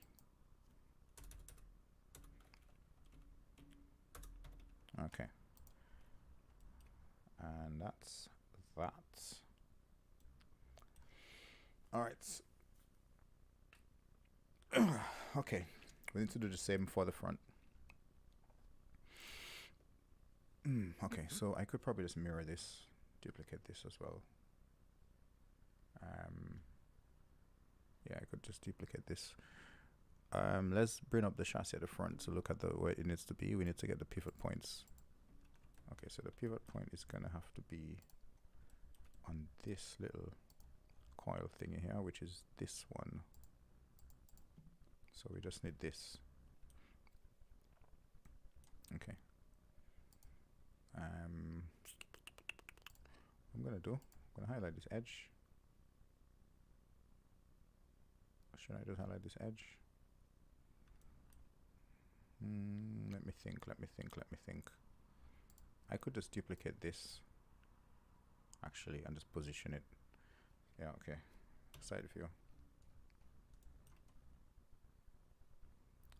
Shift. No, I'll grab these ones because they were straight. Shift and D, and then just press G. Side view, and should just bring up here. And then I'm gonna put the pivot point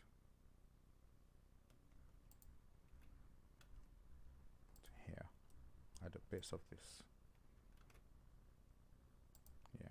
Yeah, so we can have a good pivot point. Okay, so if I grab this again, these two bones, I'm gonna move the pivot point. I'm gonna try to place it here. Zoom in as far as I can, and I'm gonna place it right here. Okay. And if I press R, it will rotate on that point for me. Okay. If I scale as well, it will scale to that point, so it's quite nice. Look for the front, and because I know on the side view it was already where I want it to be. From the front view, I just press GY to move it over. And then I can just use GY only, GY, and then make sure it comes right bang on where I want it. Yeah, hold shift to be very accurate and then zoom out. Now from the front, I'm just gonna press R and rotate over that way. And then make sure on the side, it's in where I want it, and then come out of this mode. So that should be okay. That should be good. Now this needs to be weighted, parented to the carbon button. So the front ones need to be named properly and parented to the carbon button. So let's bring the cursor back. Okay, so this is going to be bone shock front, FT for front top, and FB for front bottom. Okay. All right. Now, this we need to parent this to, rather than the chassis, I'm going to parent it to the carbon button. So you could see it's tucked in here now. It's moved to the carbon button, and I'm now gonna duplicate this and mirror it across. So Shift and D, click to confirm. Control M to mirror, and then choose the axis Y, and then click to confirm. It's now gone over here. So that's what we want. We will use this later to weight our coils and so on. Now I believe these are all the bones we need. If I can remember correctly, this should be all the bones we need. This should be everything.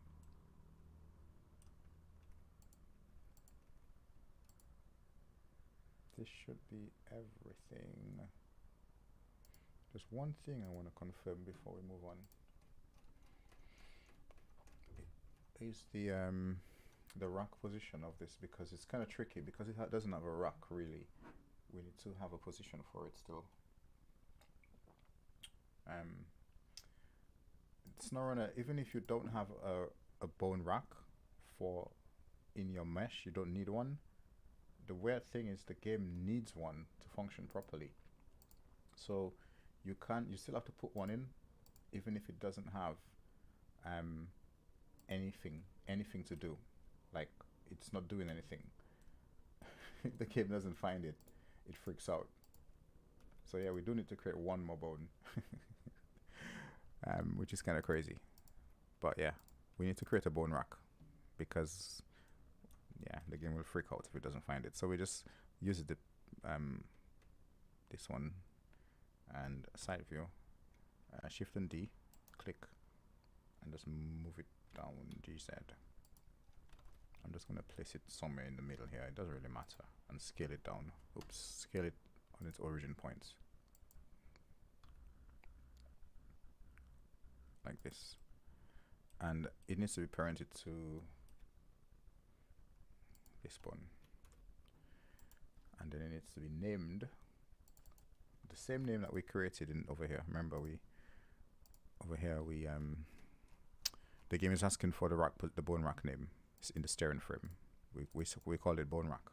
You can call it bone anything or whatever name you want, but as long as you give it the right name over here to match. And it's part of our cabin. It's children to our cabin button. So yep. Weird. Yeah, so this is needed. Don't forget that. We need to find the coordinate points, which, because we don't have a rack, we still need a rack half size, which is kind of crazy. 0.636.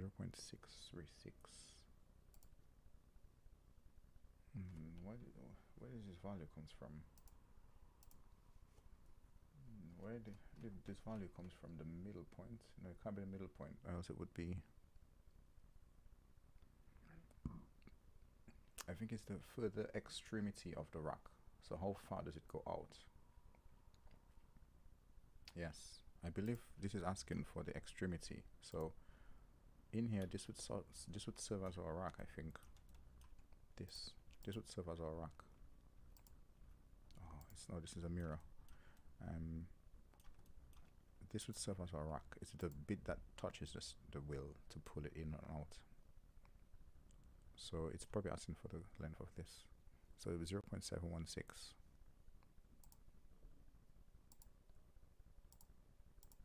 So here, 0.716. Yeah, save that.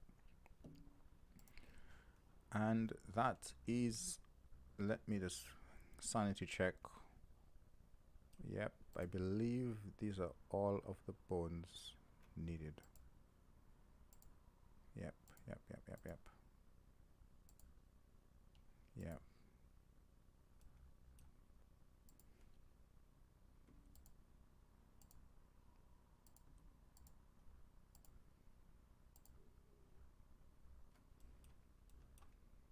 I'll just go over my bones, make sure everything is in order.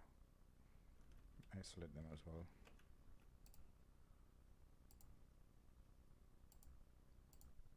Okay, everything looks like this is 46,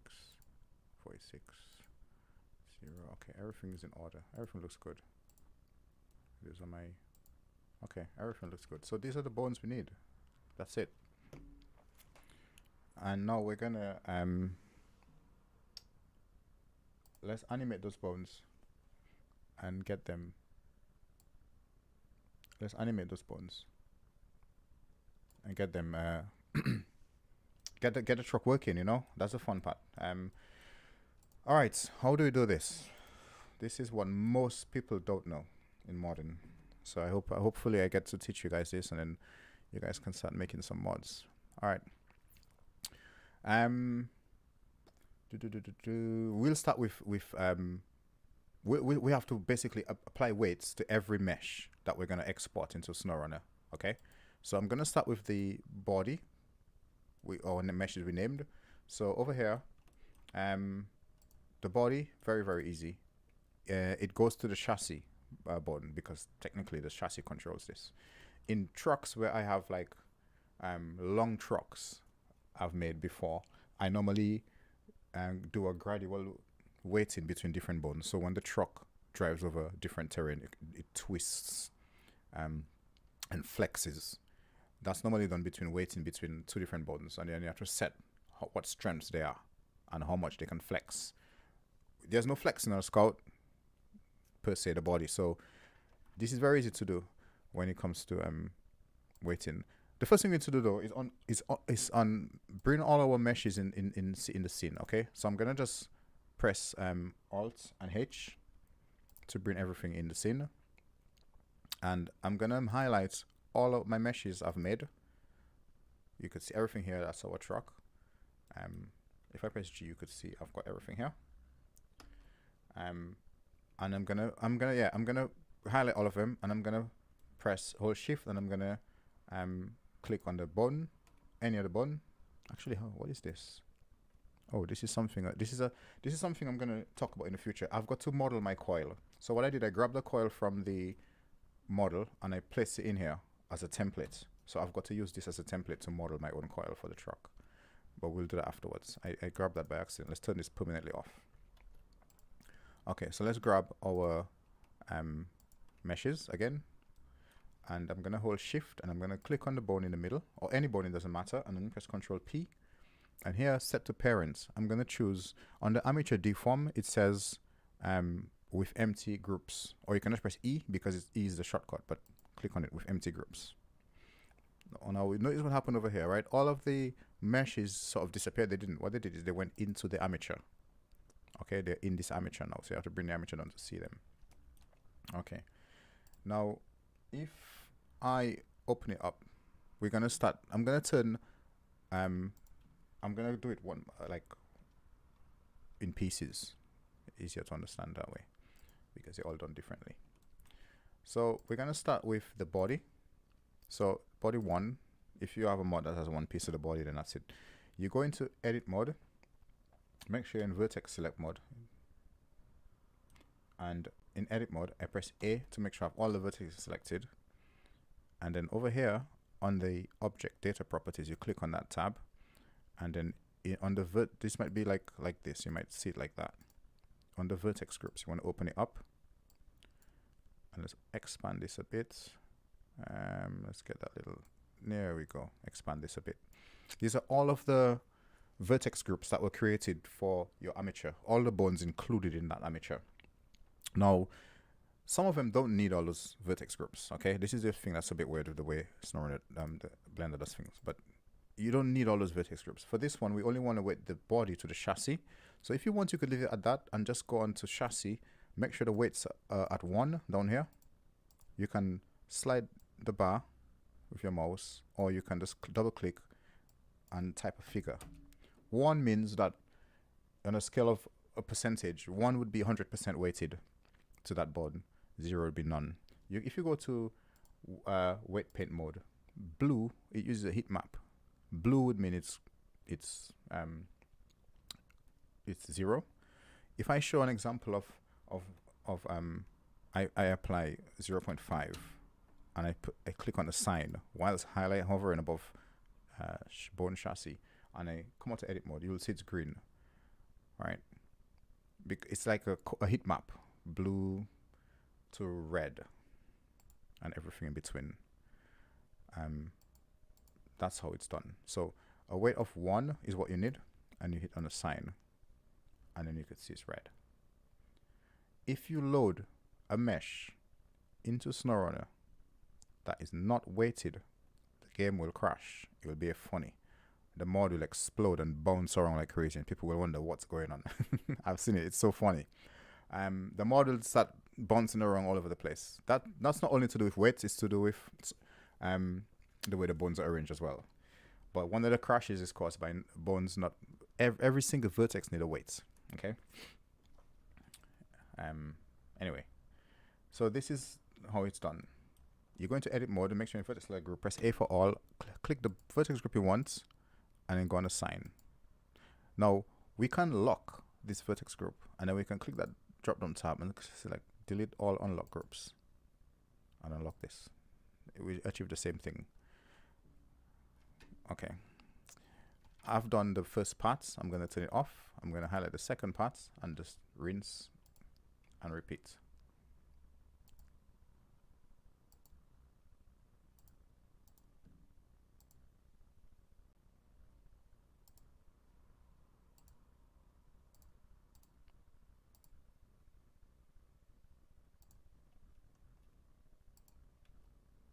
Now if I go into weight paint mode, top left, and I select the different, or you can only have one on screen at a time, you could see they're all done. Okay, now a way to prove that this actually worked is, let me bring in some other meshes. If you click on the bone, the main bone, the chassis bone, and you go into pose mode, have the bone selected and press G, and notice what happens.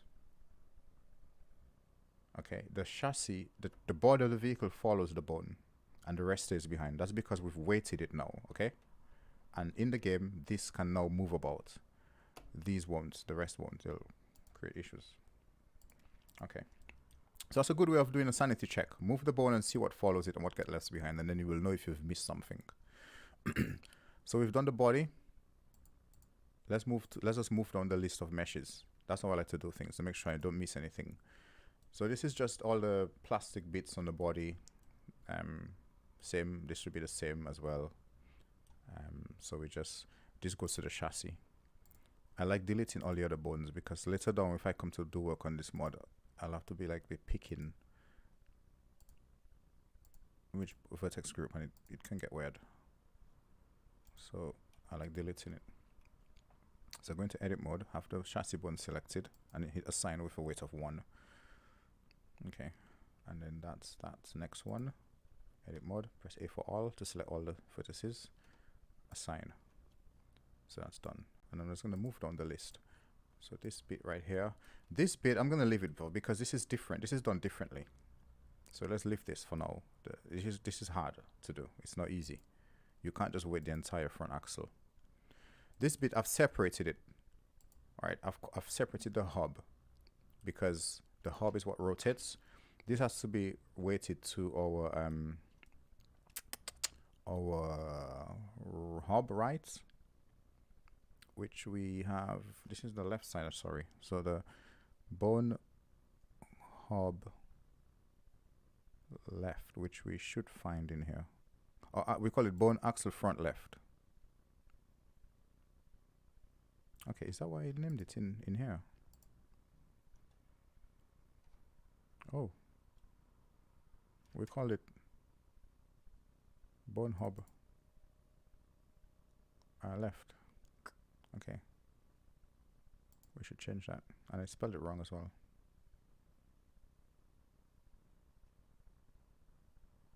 Okay, we should change that. Front left.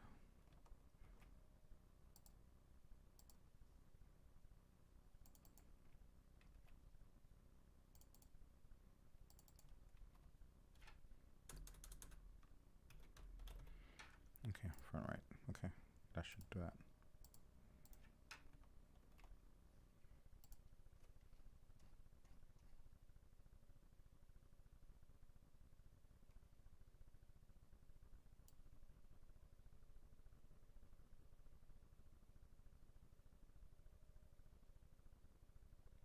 Oh, this is not. No. I've made a mistake. I've made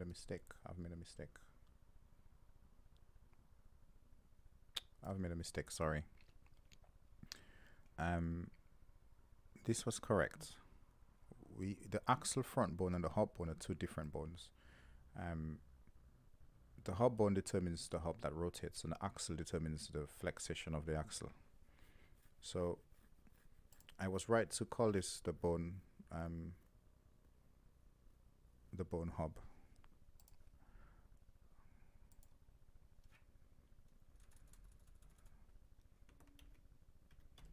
I was right to call this the bone hub. I don't normally have mods with independent suspension, so it's kind of confusing me a little bit. But bone hub right and bone hub left. And then I need to make sure that these are named that way. So that's not the axle bone, that's just the hub bone, the different.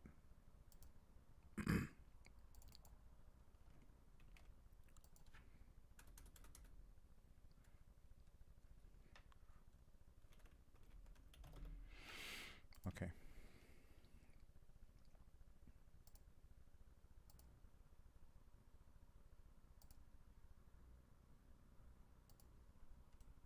All right, our axle bone is different. We need to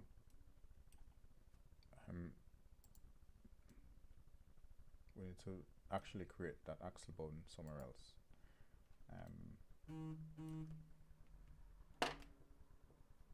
Okay, so we need to create that axle bone. We haven't actually done that. So to do that, it's gonna have to be weighted to the, it's gonna be parented to the carbon bone. So it's gonna be the same way we just did the hop bone, but just it's gonna be following this one basically. So let's do that.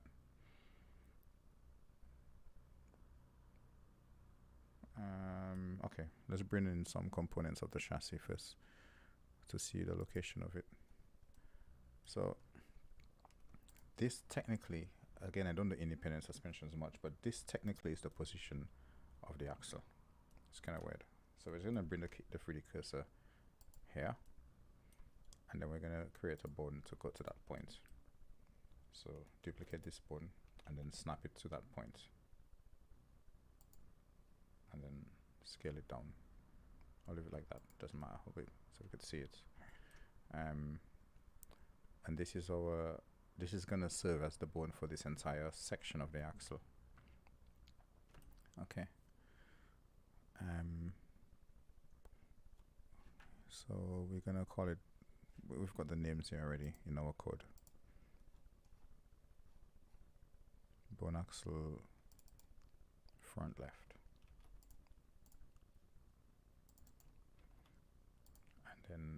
And then this needs to be, I believe the hop bone needs to be weighted to, yeah, I believe the hop bone needs to be weighted to the, so that bone here, the hop bone, needs to be a child to that bone, because it needs to follow it. So wherever the axle goes, this hub needs to follow, basically. So we click this one, we shift click this one, and we create an offset. So over here, you can see our front left, our bone axle front left has the bone hub left attached to it. And then we just duplicate, and now this overall needs to be a child of the carbon bone. Okay. So we click this one, because right now it's a child of the chassis bone. So we make sure it's not. So we click this, shift click here, and then we parent it to the carbon bone. So if we go into pose mode and we move the carbon bone, you could see the children bone that follows. Okay. Alright, so we just repeat that on the other side. Basically, I'm just going to mirror this bone and change the name of it. So I'm going to edit mode, click on this, Shift and D, click to confirm, Control M, Y, click to confirm, and change the name to the bone axle front right. And this bone here is going to be its child. And then, yeah, so if we come back here, we just to check, we move this, you could see it's these are the axle, these are its children pretty much, and inside of it you can also see the other bones. This is why it's good to change the scale so you could see what's going on. Let's go into edit mode and change the scale of this too, so we can better see what's going on when we come to move everything. This is how I check, just have a look at if I've got it correct. Okay, so this is correct. If we move the chassis bone, it should technically move everything because the chassis is the main parent. Okay, all right. So we are good. Okay, so everything looks good. Yeah, it's good to make mistakes because you correct your mistakes and you can learn from them. Okay. All right, so we were weighting the bones. I realized that mistake when I came down to weight the hub. So I'm gonna weight this bit. This is the, I said I was gonna lift this out, and this This is the hub. Okay, so I'll do this bit now. So we just, this has to be weighted to the hub left. Hub left, yeah. So over here, hub left, we press A. Oh, and because we created new bones, we need to do the parenting. We need to create the vertex groups again for the bits that's gonna need it. So we just make sure we have everything selected, and we go on hub left and we assign it. Okay. Now you can delete everything here because we only need one vertex group. To see if this worked, we can select go into the bones, pose mode, select the bone that we want to rotate. So select this one and put arrow Z. We're going to rotate on the Z axis, and we could see the hub rotating when we rotate the bone. Now this is a mirror. Don't forget, it's just mirroring, but that's just something I'm doing because of Substance Painter. So ignore that.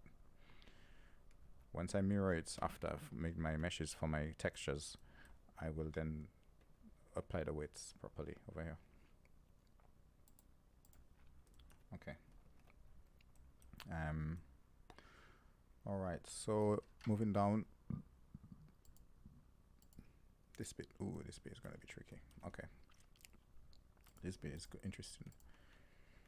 All right, we're gonna do the axles. Okay. Now,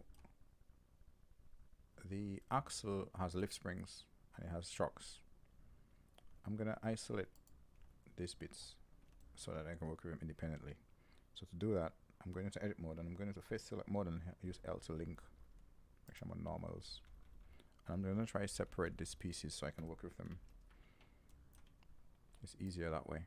So I'm just gonna orient the model into different ways so I can see everything that's going on.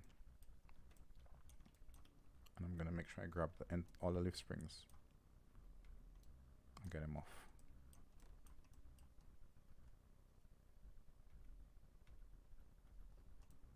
Okay, press G.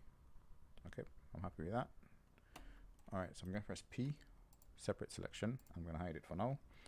And I'm gonna get these off. I'm just gonna link that and then hide that. And I'm gonna link this and hide it. I'm gonna link that as well and then hide it. Get this out of the way, get this out of the way and hide it.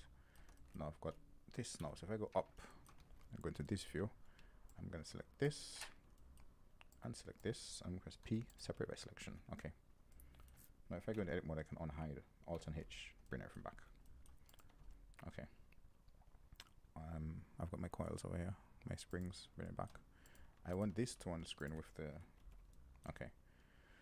I'm gonna weight paint this. So I'm gonna go top view.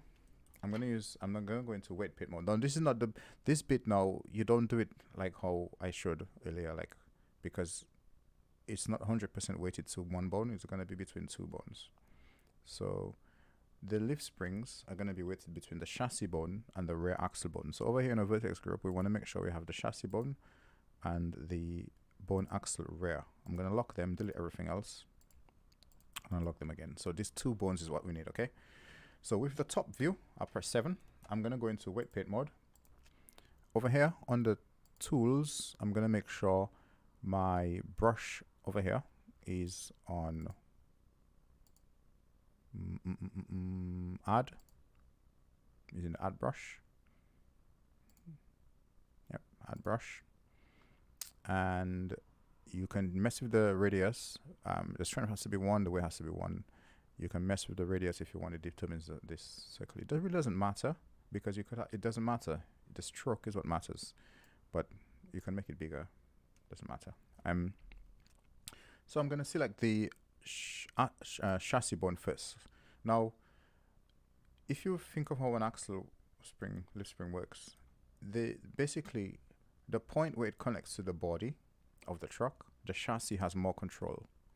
And then as it moves over to the middle of the spring, the chassis sort of reduces control and passes it over to the axle bone.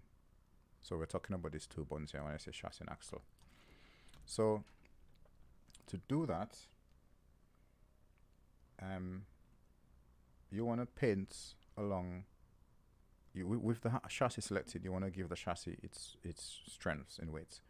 And the way I do it is by applying weights from the ends moving in on both ends, because it's going to be stronger from the end moving in or wherever you start painting. So I hold Alt, I click like just at the starting point, and I drag it in like this. Now if you have to make sure your lines are straight. Okay, I'm following the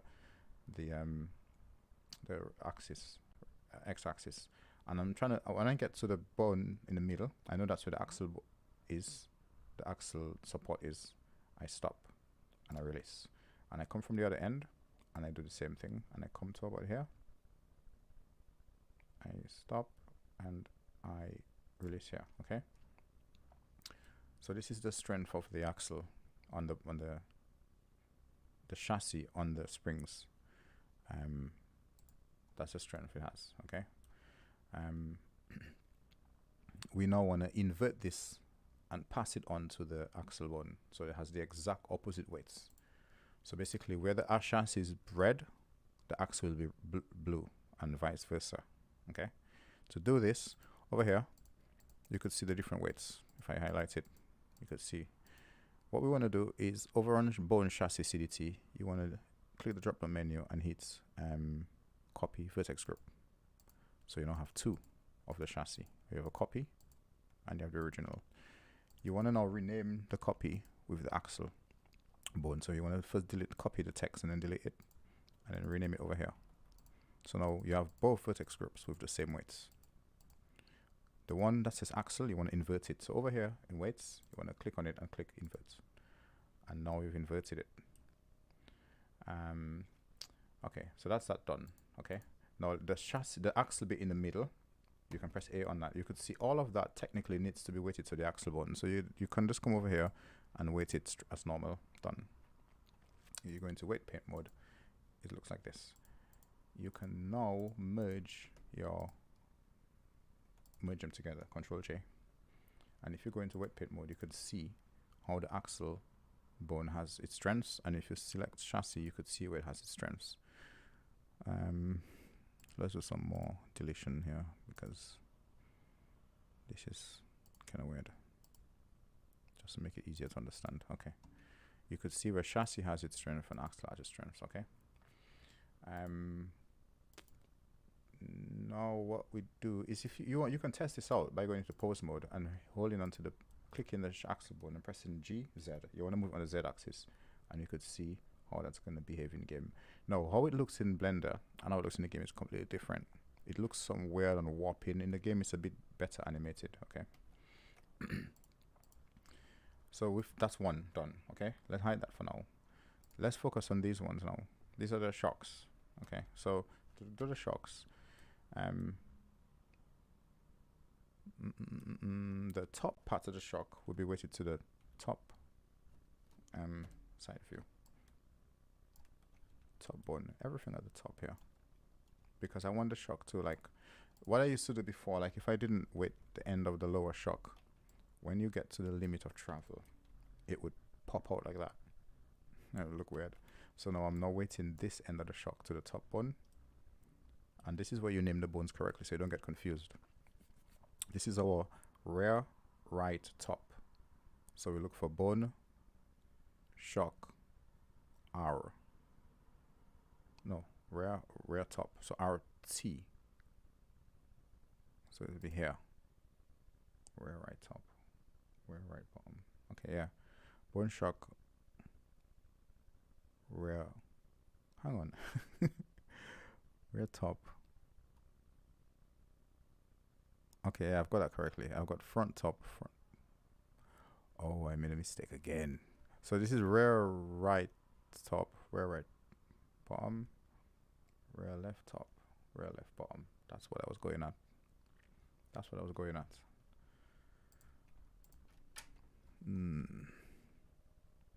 So it's rear right top and rear right bottom and rear left. Come on, select it. Rear left bottom and and rear left top, so RLT. And then this is the opposite, so this is front right top and front right bottom, so FRB. And this is front left top and front left bottom. Okay, because I've changed the name of those, I think I need to change the vertex group as well. I'm not too sure. Let me just confirm. Would it change? Yes, it's changed. Yes, the vertex group names changes in here, so that's fine. So we go back to here, side view. We're gonna weight this top. This is going to be weighted to the rear right top. So this one here, 100% weight. Then we just highlight everything else on this side, and it's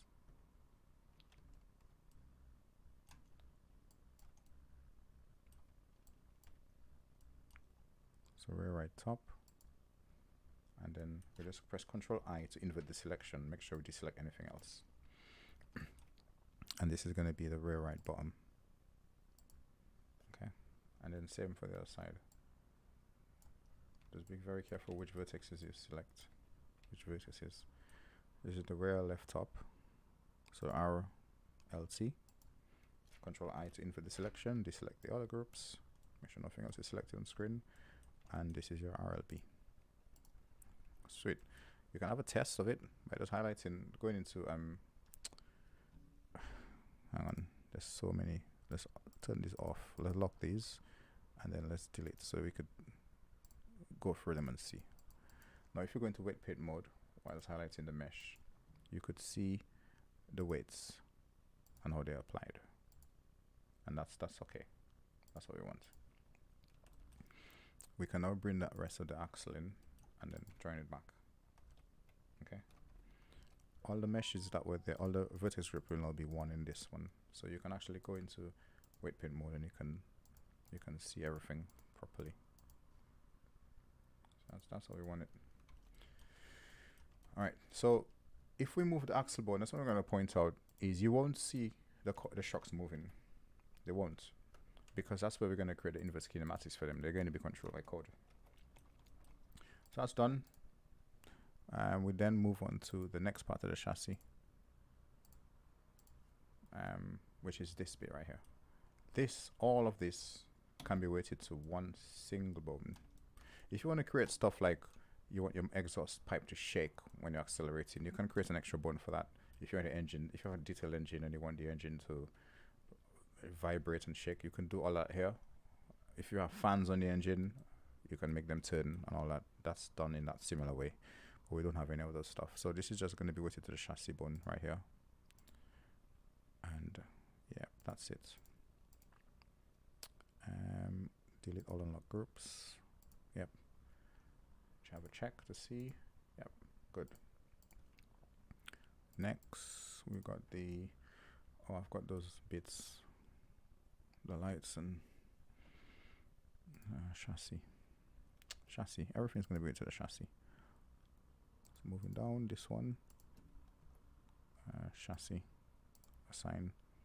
Moving down, we got the glass, chassis, assign. Next one, logos, chassis, assign. Interior, again, chassis, assign. Yep, pretty much everything goes to the chassis bone.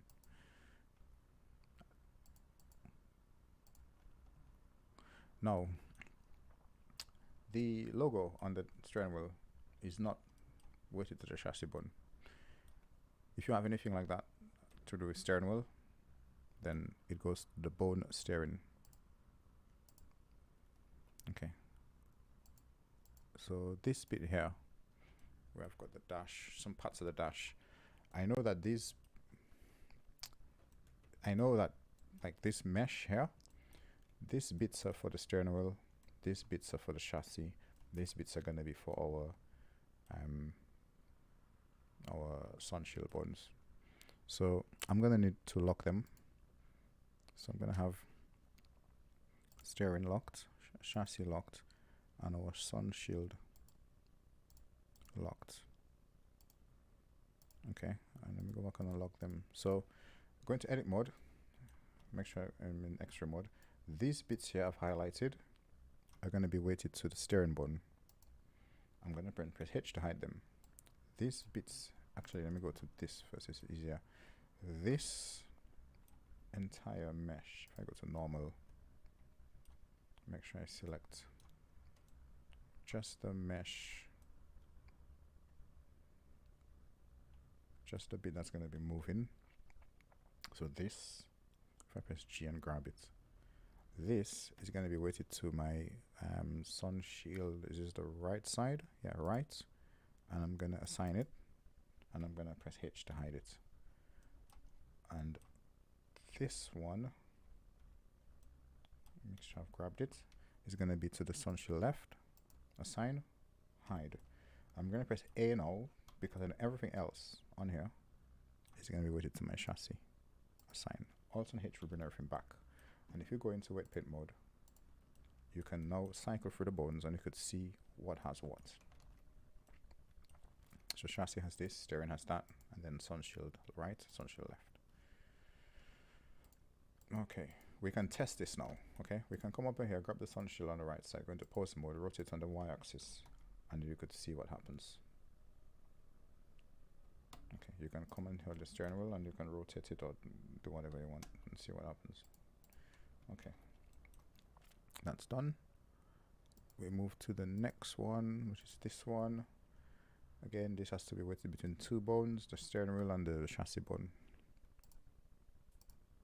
So get this done. Delete all unlocked groups. Okay. I'm gonna highlight the steering wheel first, side view, and just try to grab as much as I can.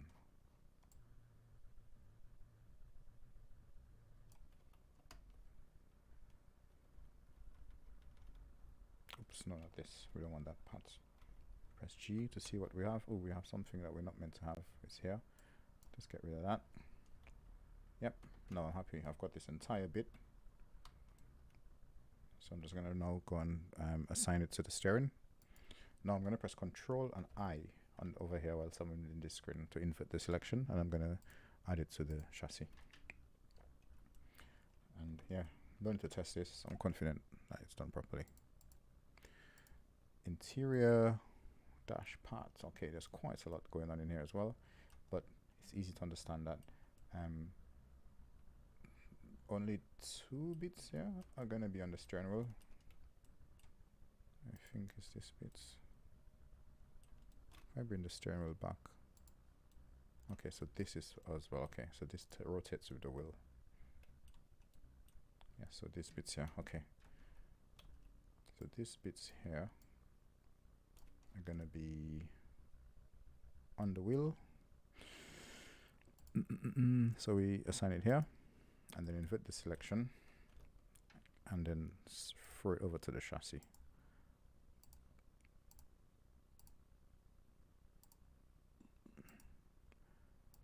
Modding takes time. Modding takes bare time. So when someone says, can we have this, can we have that? Yeah, can I have 50 hours of my life? Okay, the gauges are same as well, chassis. The interior, main, yep, chassis. Notice I haven't done anything to the cabin, and the cabin bone is there. That's because it's not necessary. Oops, I've assigned this to the shock by accident. So we can assign 0 to it, and then click on chassis. This is why I like to get rid of all the unnecessary vertex groups. Prevents accidents from happening. Okay, make sure it's just this. Get rid of it for that one as well. Okay, these two are done. Now let's go to last but not least the windshield, and again chassis. Okay, delete all unlock groups. Okay, wow. Let's bring everything back in and see how we've done. Alt and H to unhide everything. And we have everything in here. Okay, now to see, this is going to consume some CPU usage right now. We click on our main bone, we go to pose mode, and if we press G to move it, anything that gets left behind is not weighted. Okay, that should be correct. Okay, no, what am I gonna do?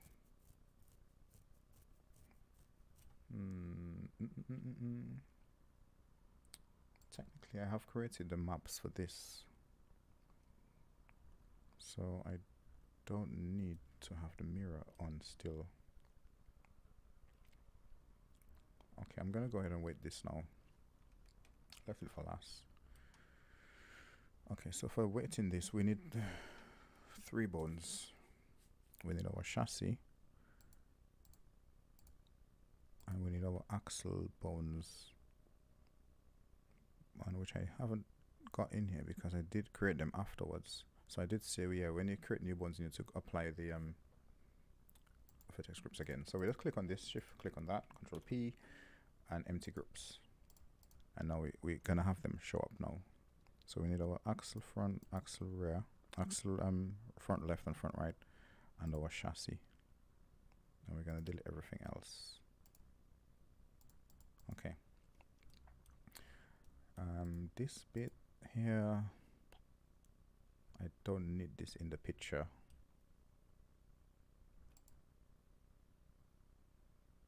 Oh no, you are wasting my time. I don't need this in here.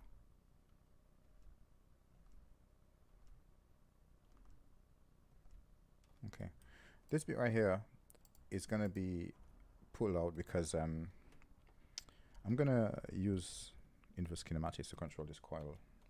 I haven't done it like that before. I'm just gonna try. It should have better animation.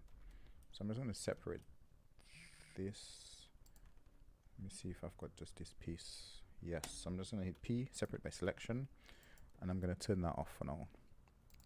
Okay. So this, what's left behind, I only need to be weighted between 3 bones. And this piece is gonna be, okay, so this right here is gonna be weighted between the axle and the chassis, okay? It's kind of weird. I haven't done it like that before, but I'm gonna try. So the axle bone is gonna have more weights on the outside. So if you look at it from the front view, on the edge over here, and as it goes in, it's gonna be reduced and handed over to the chassis. That's what I'm imagining in my head, because you wanna have more flex here, pivoting over here. Okay. So what I'm gonna do is look at it from the front view, and this is a mirror as well, because if you move this, sorry, if you go over here, you could see it's a mirror. I could actually turn it off. I'm gonna now weight this across the axle and chassis together. So if I come over to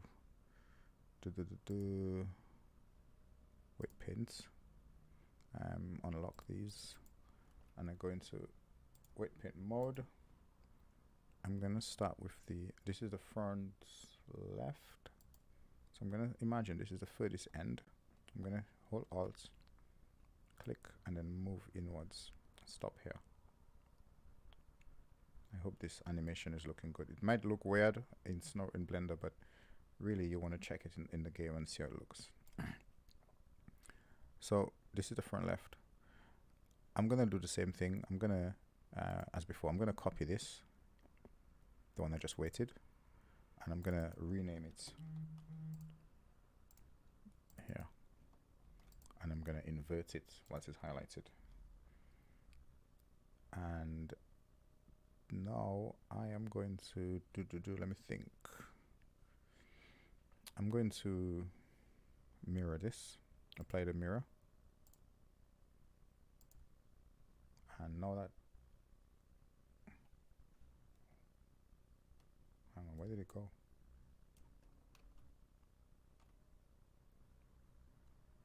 Go to edit object mode. Oh, I didn't have the white selected. Jesus Christ. Apply the mirror, and now it should have sort of, oops, it should basically what this is saying is the chassis has control from both middle points going outwards. The axle on the front left has this, and the axle on the front right has this, which is how it's meant to be, right? Yeah, because independent. It's been a while since I've done this. Front right has this, front left has this. Okay. And alright, that looks alright. Yeah, that looks alright. And now if we bring the axles, if we try to animate the axles, they should independently control their side. Could look weird. Hopefully it doesn't look that weird. Next we need to know the other part that we had in here. This part, we need to do it now. So this should have a mirror associated as well, and we're gonna animate this. So vertex mode, this top bit is the front, the shock front left top, which is over here, and then front left bottom, and this is, then we're just going to apply the mirror. Now what that's going to do is going to cause some trouble. It's going to give the front left top both and the front left bottom both, so easy to fix. Let's come over here, and this is the front right top and the front right bottom, and let's make sure the front left top has 0 widths over here, and the front left bottom has 0 widths over here. So that should fix that. So if we cycle through them, we could see where they are. That should be okay. I'm making this up as I go along. I don't know how this is going to look in the game, but this is why I'm streaming this, so you guys can see my thought process. Okay, I'm going to merge this with this, Control J. Now we have a solid piece. Okay, I think I'd already waited. Okay, that's good. Anyway, all right, I believe this is it. I believe this is ready. As far as I'm concerned, it should work in the game. The only thing we haven't got in the code that's gonna be working is the inverse kinematics. But let's fix that now. Let's do the inverse kinematics now. Okay, it's very easy to do. So I'm gonna hit Control Shift and K. Okay, let's bring this over here so we can see what's going on. We need both screens. All right, so now over here, our inverse kinematic bones are our bone shocks, which is shock front right, rear right top, rear right bottom, and we've got these ones over here. Okay. All right, so let's start with the front ones. So the bone shock front left top, we're gonna have that here. We're gonna place it in here. That's gonna be our model frame. That's connected to our bone. That the parent of that bone is our bone cabin CDT. Okay, so we're gonna put bone cabin CDT here. It's gonna be a hinge 2 type. And if you want to know what these are, you can look for the SnowRunner mod into the manual, and you could see the types of hinges. We're gonna have it on the Z-axis, and the bone that it's controlling is the bone front left bottom. The bone front left bottom in here. That bone is meant to be following our axle bone, which is our bone axle front left here. Okay, so let's go for this again.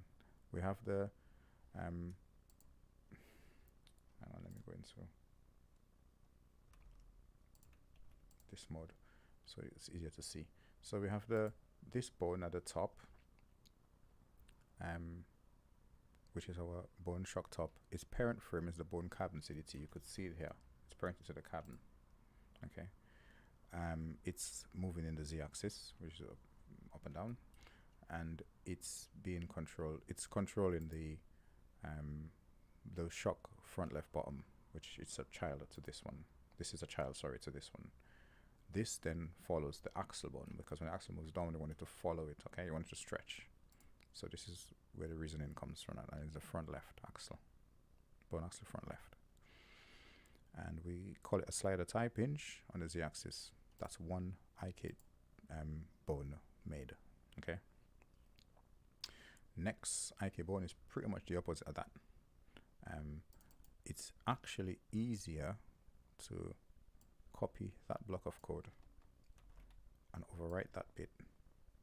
And because you named everything correctly, you know this is the front right top, front right bottom, and everything else should be except for this. This is on the bone axle front right. This is where naming comes into play. Okay, so we've got up to this point. Okay, now the rear, let's go over here. Very similar, except for a slight difference. We have the bone shock RRT, which is the rear right top. Its parent frame is the bone chassis CDT, apart from unlike that one. You can see it here. Hinge 2 type on the z-axis, and then it's controlling the bone RRB, shock RRB. That bone is following the bone axle rear. You just plug the values in. It's a slider type on the z-axis, and another one done. That's it. Copy, oops, and overwrite here. Make sure the right bones are selected. So rear left top and rear left bottom, and then save. So that's that. That should work. All right, unhide everything. Come back over here. Make sure now we have our main selected, or amateur. Come all the way down to our windshield, and this is the moment of truth. Okay, we're gonna export this to the class folder. The meshes folder.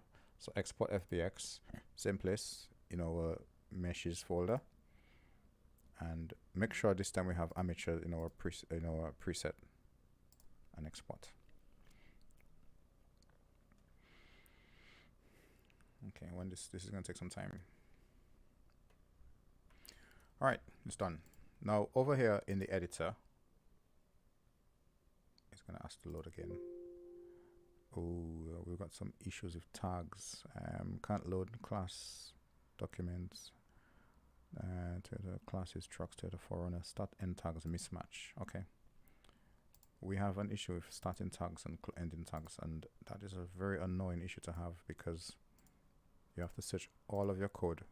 What that means is, if you get an error like that, it means that you have an opening tag of a class, and you see XML Notepad++ highlights the closing tag for you. I also code in VS Code. It shows it easier actually. So I'm using this to show you guys, but you can use Visual Studio Code if you want to be better at programming, and it will show you errors easier. Here I have to find it manually. So when you click on a tag, it shows you the closing tag. So basically we have a tag that's not have a closing end, and you have to go through all of your code to find it, which can be annoying, but we will find it.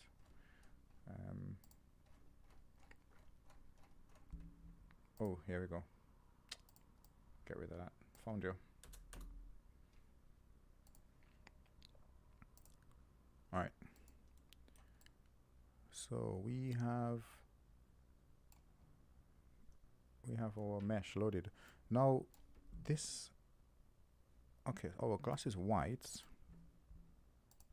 Is it because, where's our glass? We didn't put our glass in here. We haven't, have we? So it's loaded the glass in, but we haven't. Okay. So in Blender, I haven't done this before where I had the glass exported. Glass. Go to materials. It's called glass mat. I haven't got that done over here. So that's why it's white. I need to now put it in. I think I had it commented out, yeah. So Control Shift and K. And that should be good. Save that. That should now recognize that we made changes and ask to reload again. I believe it's black. Oh no, I used the default stuff. I used the texture map. It can't find it. It's gonna say it can't find it. This is the code loaded in by the editor. So we wanna just put our own texture map in here, make things easier. So yeah. Yep. Come on, we know you can't find it. Okay. It was complaining as well because the code in our class file in here, we remember I said to you when you create the camera view, where is it, camera view, you need to know where your glass textures are for the inside cockpit view, which is here. So in camera, in your camera class, it's asking for windshield diffuse texture and the shader. So let's just get rid of that for now. We don't have a shader, but we do have a black texture map. Let's just put that in here for now. That's what it was complaining about. And let's just reload this again. So right now we're loading the mesh file. We're not loading the class file. The class file is where you're gonna get the most issues. But once it's working, that's basically the mod ready to go into the game. Done. All right. So, oh, come on, load up. Okay, here we go. Everything looking good. We have our glass. We have everything looking nice. Everything looking good. So the mesh is loading up with no issues, which is really, really good. Okay. Now, for the moment of truth, we go to the class folder, and don't forget what I said with your, over here, you have your meshes folder. So up until then, we've been loading stuff in our meshes folder. The class folder then is where trucks class. This is what determines all of the workings of the truck, and this is what we were editing for the past 2 hours, going through step by step and adding all the bits and bobs and making sure the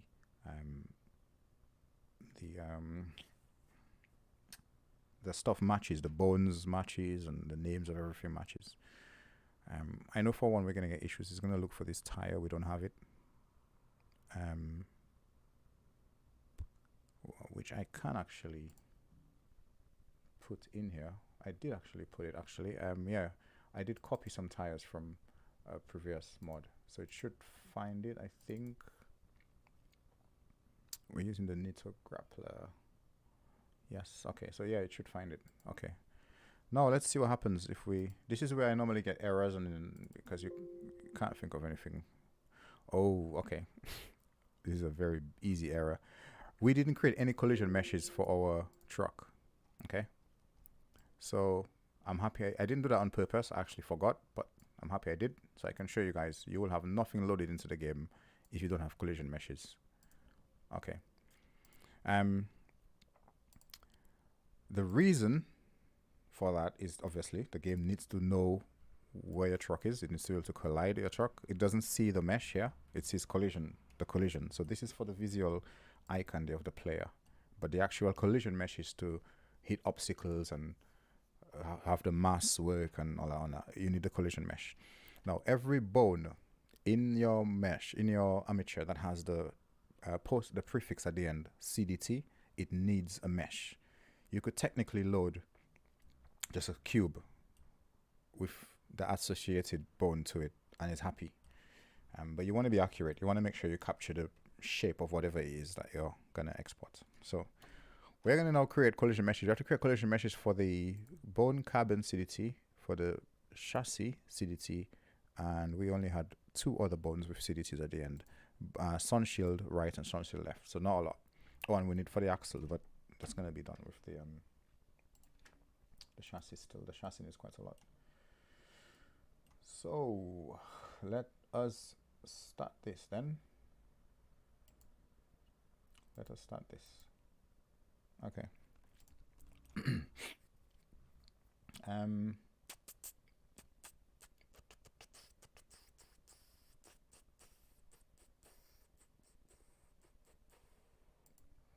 Let us see how we start this. I want to think of how we start this. We need to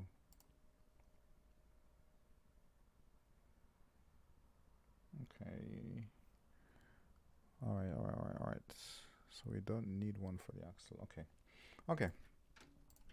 I'll do the same I did for my Tacoma because it's similar. Okay. I'm gonna create a mesh cube, and I'm just gonna scale it down without going into edit mode. There are so many things I didn't do right here that I didn't mention. I'm gonna cover it now. Up until then, I've been just trying to get the mesh to work, but now we're doing the class side of it. Things need to be done differently. Okay. For one, SnowRunner and Blender are different in terms of the vertical axis. In SnowRunner, the vertical axis is the y-axis. In Blender, it's the z. So we need to rotate our model to fix that. We need to apply rotations to fix that. So that's one. So we're gonna do that now, just to start off. So everything in the scene except the bones needs to be rotated by 90 degrees. Okay, so I'm gonna grab everything here, and I'm gonna press. Let's go into the 3D cursor as our pivot point. Make sure it's in the middle. Now let's just apply everything. Let's apply all transforms. So Control A, all transforms to the 0 everything, our dimensions, our scale, and our rotation, everything. Okay. Now I'm gonna press RX minus 90, and this is how the model should be exported. At this angle, I'm going to press Control A, and I'm going to apply rotation and scale. You can just apply okay, the reason why this did that is because of the mirror. We need to change our mirrors to the Z axis, or the X axis.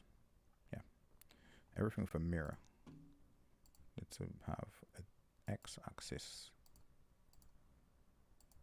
on it. So let's just go and find out which ones they are and change it. Can get complicated if you're not sure what you're doing.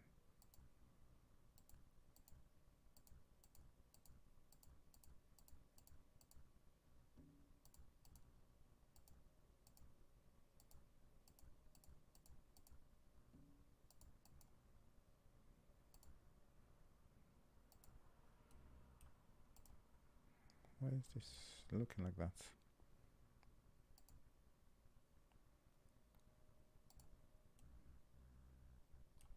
Hang on. Oh, I messed this up. Z, isn't it? He is the Z axis. You donut. Yeah, because you're changing from Y to Z. Yes, of course. Of course.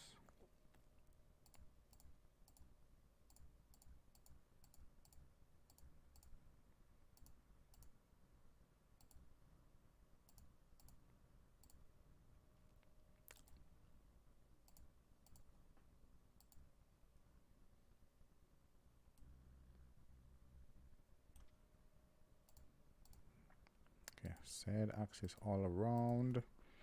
Make sure again there's a sanity check. Yes, we're looking good. Okay.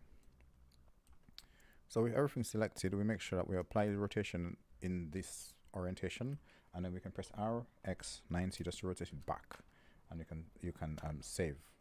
But what you should notice is that in the panel over here, the rotation should say 90 degrees, and the scale should be 1 on all axes. Okay. But 90 on the X. That's very important. This is for Blender. This is not for Maya or Cinema 3D or whatever other software you're using. This is only for Blender. Okay. Yes. So that's one thing that it's doing before you export your model. Okay. The next thing is the collision meshes. Okay. So let's go ahead and do that. We also need Blender has a weird way of exporting files. It creates it needs a root node for the root bone. So we're gonna create that first. I'm gonna drag that cube into my mains folder, and this is gonna have to be defined, named in a particular way. So it's gonna be called CDT underscore, and you can call it whatever you want. I'm just gonna call it root node. You can call it whatever you want, but CDT underscore is at the start, and don't add it to anything. Keep it in the scene. It needs to be there because of how Blender works. So median points. Median points. I'm just gonna just create a shape like this, and just leave it in your scene to be exported with the model. I'm gonna bring somewhere like here. Yeah, turn it off for now. Bring in another shape. No, not a plane. Wrong one. A cube. And go into edit mode and scale. I'm gonna check our root node as well. It's not. Make sure it's scaled properly. So when you edit something out of edit mode, the scale changes. So make sure you only edit in edit mode. Okay, so I'm gonna bring this cube into my mains, and I'm just gonna call it CDT. I'm gonna leave it there, and I'm gonna duplicate it because I'm gonna create a lot of these. Okay, so let's turn that one off. So this is gonna be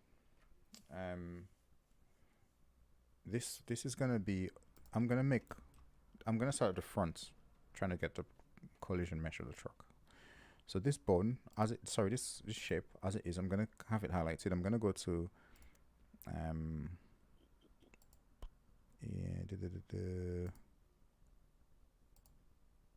I think it's here. Object data properties, relations. I think it's relations. You're gonna make sure that the parent is the amateur main, the one we created. So amateur main. So it's gonna move into here. Notice, okay. And then we're gonna make sure that the bone.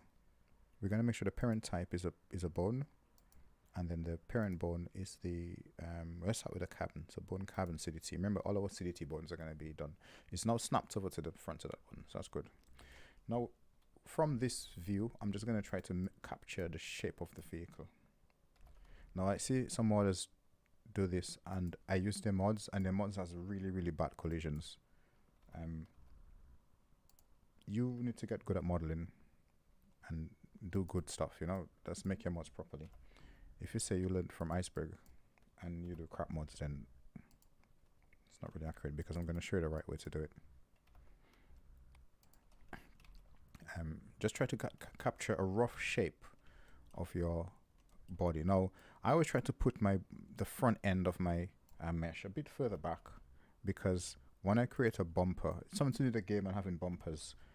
It helps reduce damage on your engine if you collide, because there is a distinctive separation between the front and your bumper. So I always like to go back a little bit, because when I add the bumper, it's the bumper actually does its job and reduces collision damage to your engine.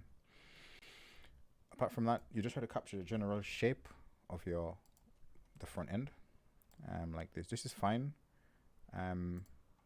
Top view, A, S, Y. Just bring it out like that, and then you can then bring these in. You can scale these, so S, Y, and you can just scale it in the y-axis, and you can just fix it as you're moving along.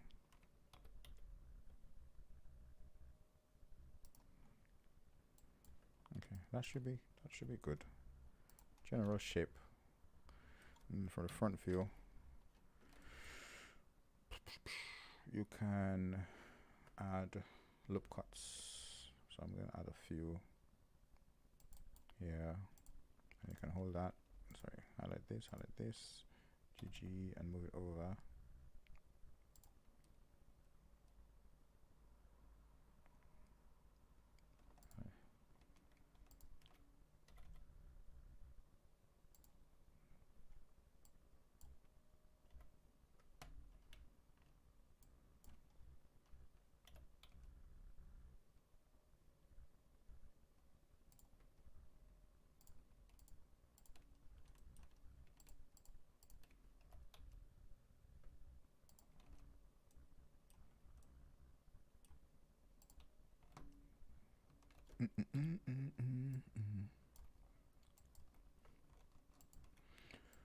Alright, so we have some general rough shape here. Just drop this down. Not it doesn't have to be perfect, but this is good. Okay. So that's done. That's fixed itself nicely onto the carbon button CDT, so that shouldn't give us any issues with this button. Let's just bring this up a bit. GZ, give us a bit more clearance. What is happening under here? What is this? How did this happen? It should be over here, I think.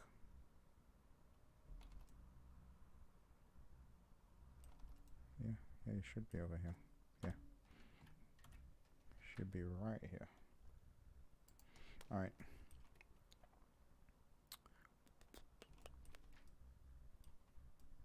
No, it should be here. Okay. Next, so I'm gonna call it CDT just to identify it, underscore.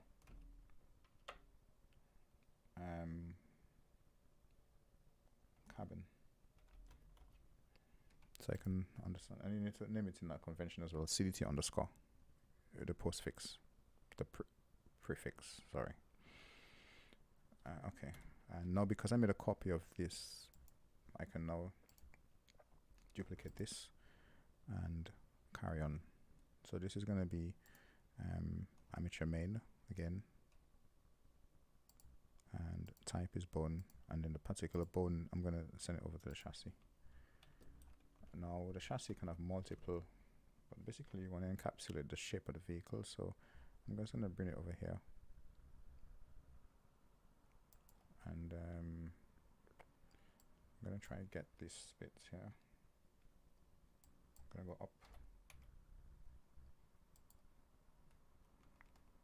I'm going to add some loop cuts. I'm going to use proportional editing and go up.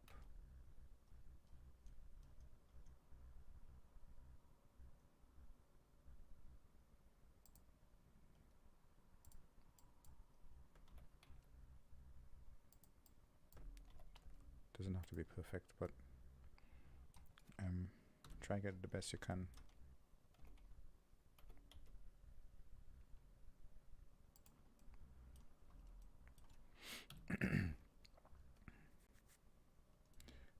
I want to apply loop cuts on the side because I want to scale this in the y-axis using proportional editing. No. Head on.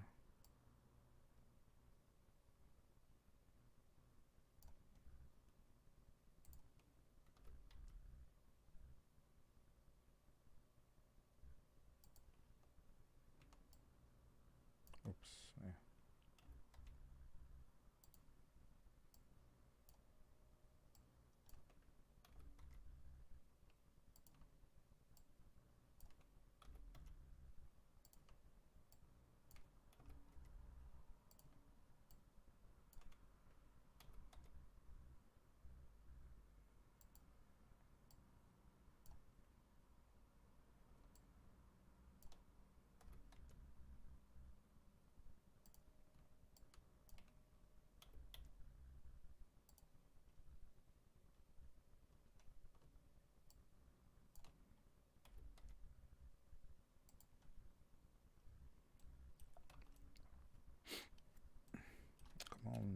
done quickly. Let's get this done. This is the boring part for me.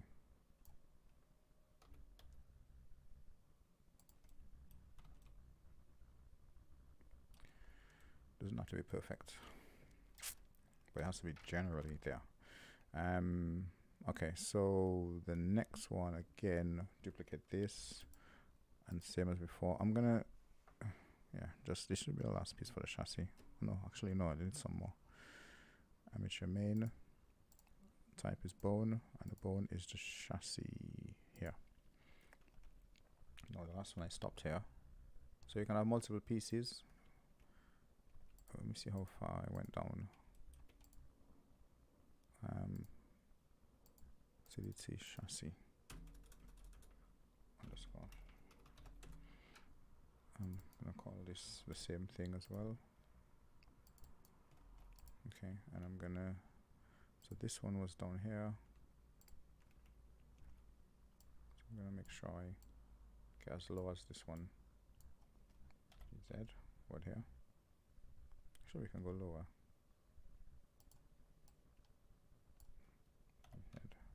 We can scale it, just press SC0, so it should level out. Okay, and then it's gonna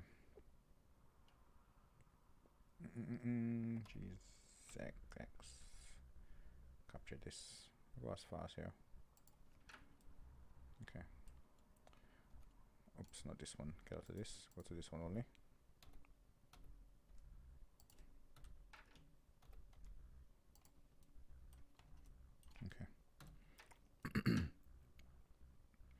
Got some loop cuts. Let's add some loop cuts on here as well.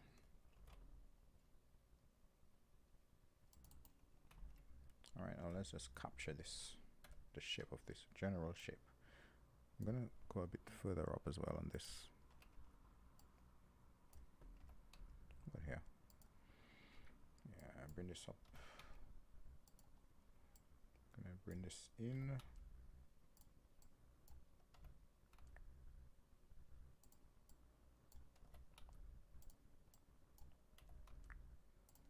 Okay, and oh yes, we have some issues here we need to solve. So I'm just gonna isolate this on its own, scale this in the y-axis.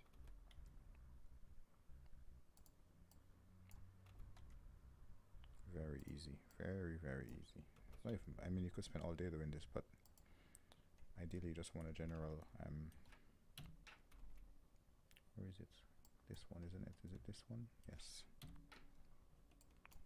And then come over here, and I'm just gonna little y and look how this look. Okay, yeah, I'm happy with that. I'm happy with that. Now let's create the axles. Axles CDT. So shift on this again. I'm gonna call it this CDT amateur main bone and chassis. Okay, now I'm just gonna bring this here in the middle. I'm gonna rotate this in the y-axis at 45 degrees and scale it down. Put it here. This is how I create my axle collisions. And then I'm gonna, this is how it's done. This is how the devs did it.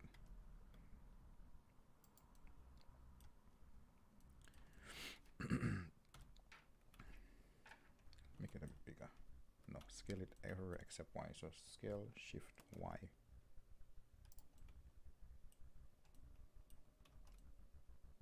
Okay.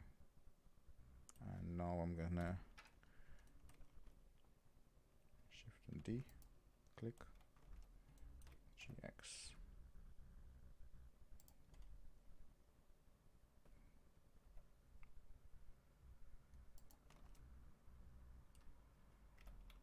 Okay, independent, that should be good.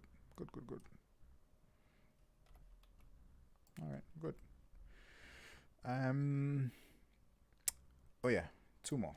Our sun shield visor thing is, we can just use that last one for that now. So we go to amateur main. Where is it? I went past it. Bone type is the sun shield. Let's go for left. Oh, nope, we don't want that. Scale is way down. Bring it to the base. Scale Z. No scale X. Scale Z. Top view.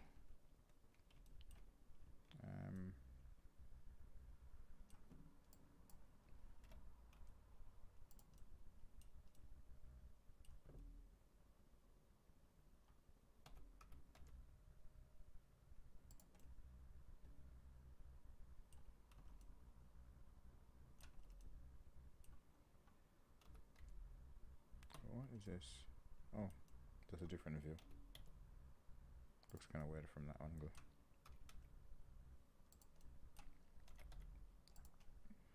Okay, so this is our sun shield left. We then duplicate this and we change it to the sun shield right. And it's just gonna go boom, like magic. Alright.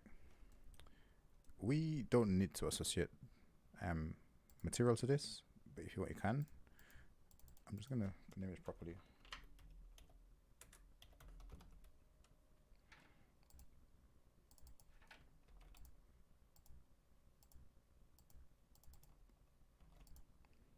Okay, so I'm gonna give it a material. I'm just gonna call it collision mat.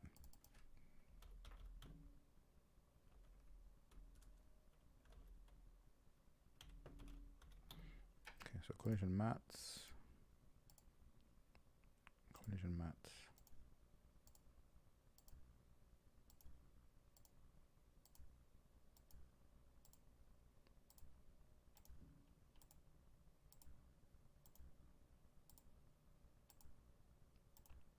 Okay, so I got collision mat, and the root node can have collision mat as well.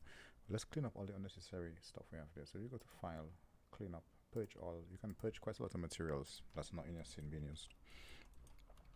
Now if we, the key about this, right, if we isolate our Shift and H, we can have a general shape of our truck, and this is what SnowRunner sees. This is what it sees, this is what it drives around, and this is pretty much a general representation of your truck. Okay, you can spend more time to give it more details, make it more accurate if you want. Okay, but yeah, this should be okay for our needs. All right. Now there's one more thing I want to mention. Okay, in SnowRunner, when you drive through water, you want to create a mesh that allows the game to identify the part where water doesn't need to protrude. And for that, you need to create a cabin mesh. It's going to be similar to our collision mesh because it has a general shape. Okay, so I'm going to create a cube, mesh, cube. Go into edit mode and scale it down. Now I'm going to have the, I don't need to have, it's fine. I can do it for this view. You're just gonna have to put it like around the truck.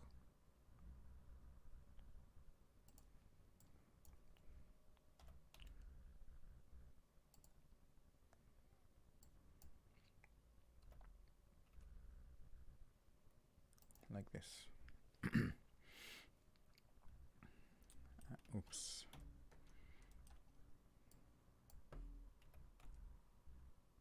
Okay. And then you just do the same thing again. just make it capture around your truck, basically. Actually, I should have added those loop cuts. I should have done these ones first.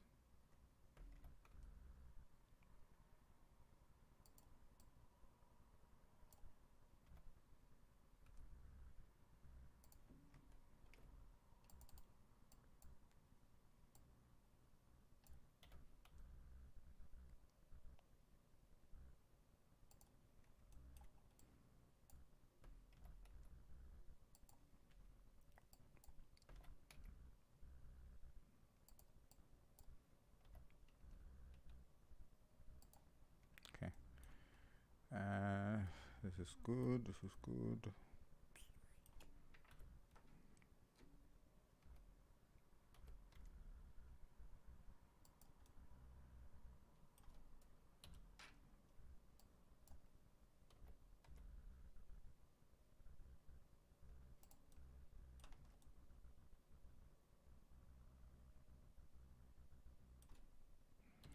The bit you need to really pay attention to is the front.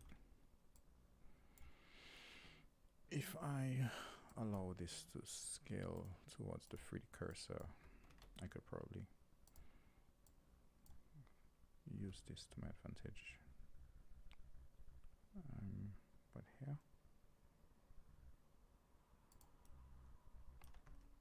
oh no, no.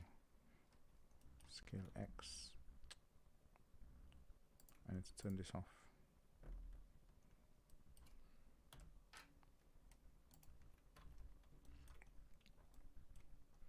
Bring this further forward. And then create some loop cuts around here. Nope, not this way. Not this way, this way. Actually, this way. Yeah. And this way.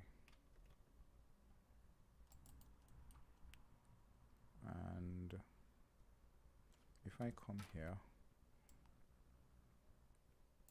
and I bring this as far back as I can,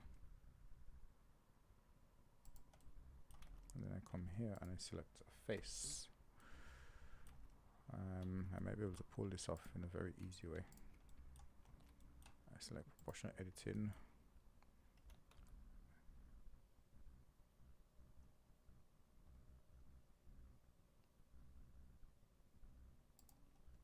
yeah, it's really tricky getting the windshield on. I hate doing it.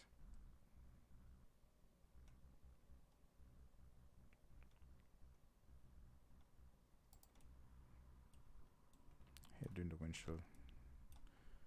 Is that the middle? Did I not take the middle? Oh, you donut. I didn't. Take the middle. Easier.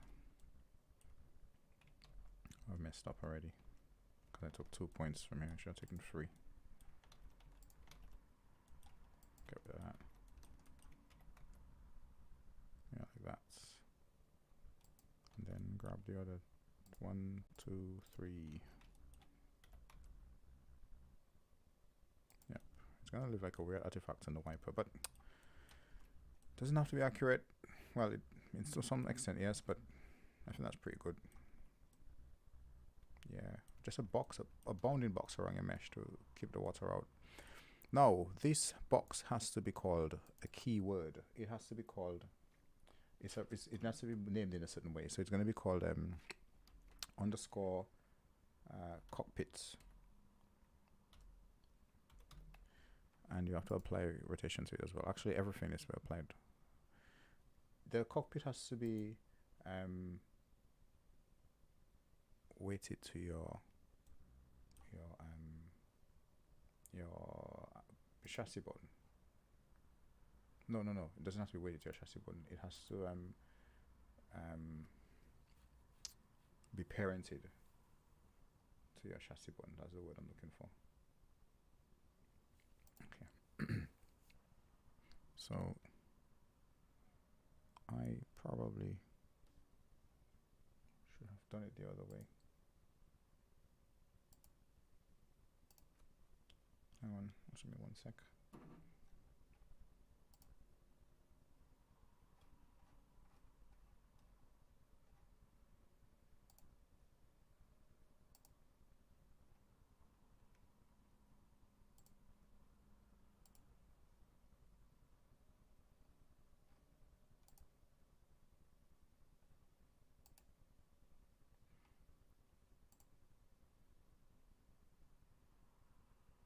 Okay, so it has to be weighted to your chassis button. So the same way where you weight the other components, the meshes, that's what you do. So you hold on this, shift click, Control P, empty groups, and then in the edit mode on your cockpit, you you go over here and you assign weights to it, to the chassis. That's it. And all of your other bones that you just made, your other meshes, your CDT meshes, including the root node, which if I grab here and I can pull out to the side, you need to apply rotation to it. So just same as using the 3D cursor as a pivot, RX -90, Control A, apply rotation and scale, RX 90, and that's it. Okay, and save. So now we have our root node, our CDT meshes, we have our rotation applied, and we have our cockpits named, which should be somewhere here, underscore cockpit underscore windshield. If we grab everything again, we'll create another export. Export FBX.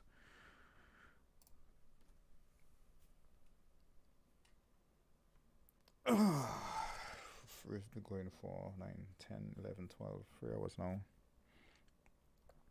That's it. Let's go to the editor and open up the class XML file and see what errors we get.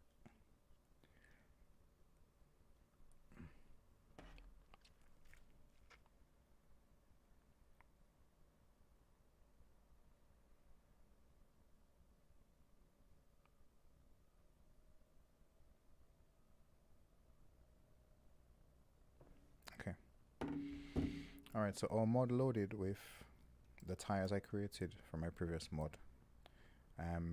It loaded with no errors actually, which is really good. And we can now apply some physics to it to see how it would behave. Okay, so wheels are too big. That's one. Suspension at the front is kind of weird because it's independent. We can strengthen that. We can actually do a lot of work in the editor before going into the game. By the way, as this is, it would get loaded into SnowRunner and you can actually start driving it around. So if you've gotten this far, you've just made your first mod. But let's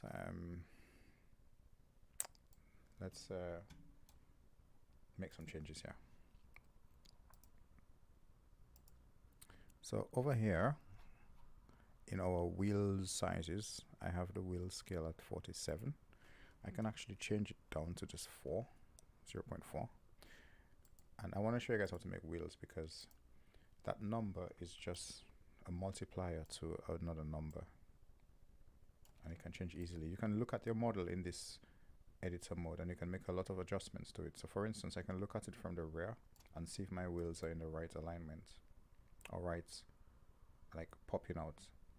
I can actually, you can come here and change the value. So it's 0.05, 0.005. You can make it 0.1, for instance, on one of the axes. And where's our truck gone? And you could see how it's affected the front wheel. Just push it all the way out. So it's a lot faster actually to do all your stuff in here than in the game stuff. So this is where I come and I do all my stuff basically. Let me put 0.01 and then load again. Trying to get the right look for the truck. Where did it go? F, come on.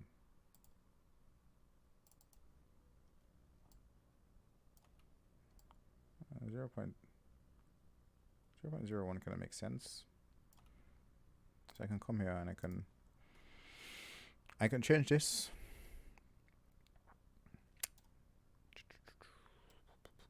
To 0.01 on all my wheels. Okay. The way to do this is you hold Alt, you come down, highlight everything, Control V. Oops. I should have grabbed the exclamation marks as well. This is something I haven't totally got how to do. Is you writing code in XML, saving your time. Kind of like that. That looks decent. Also, we can go for a little bit bigger. So it was 4.7. We can go to 4.4 maybe.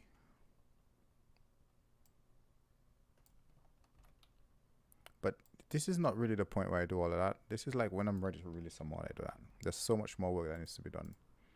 So right now I'm just getting a general feel for the truck.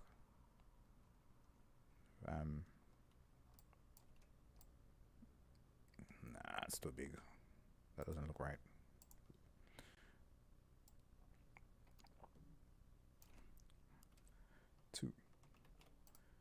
Two instant. Yeah, that looks about default. Okay. Yeah, so this is pretty much the truck in the game. There's one more thing we want to do before I close it. If you want to drive this around, you need to consider the another thing, the camera. Okay, we did talk about the camera before. Camera, cockpit view. I believe view pose here. View pose. So view pose here is basically where how you're going to be looking out of the camera you're going to have, basically. The camera position you're going to have. Normally it's about, the driver's head is about up here, isn't it? In that space up here. So I normally use this as a little estimate. So let's say I imagine my head is going to be here. Put it to the side. So view pose, the X position is going to be minus 0.214. That's how far forward actually. The height position actually I'd go for. Because this is rotated, it's giving me the opposite. So it is, yes, so this goes here. So it's 1.51. This would be the heights. I would say the view, I'd want it a little bit forward, maybe like here on the X value, maybe like here. So I'm picking this point to pick the X from it. So I would say the X position is minus 0.51. And the Y position, you just want to pick the middle of where the driver would be, which is here. So I would just use that 0.7.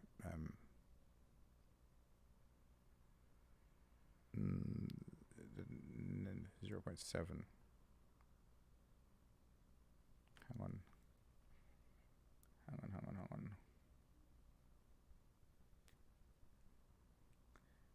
So okay, yeah, I'm correct. 0.7. I imagine this would be 0.77. We can change it if necessary. No, it's not. It's 0.3.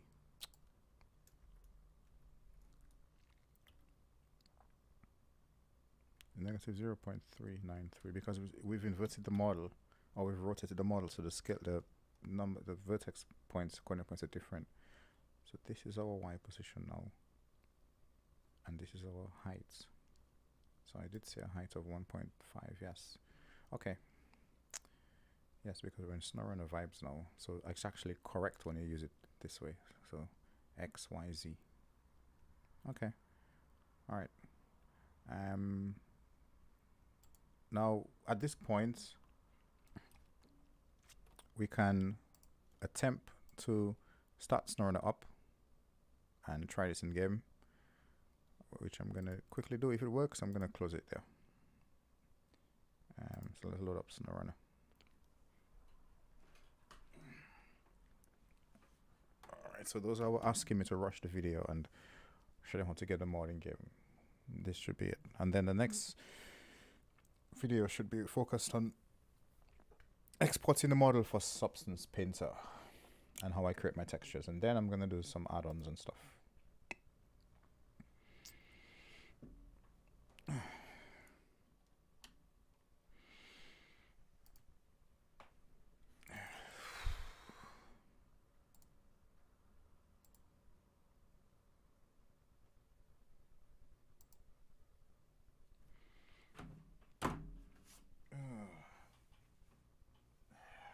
Jesus, I've been going at it for 3 hours.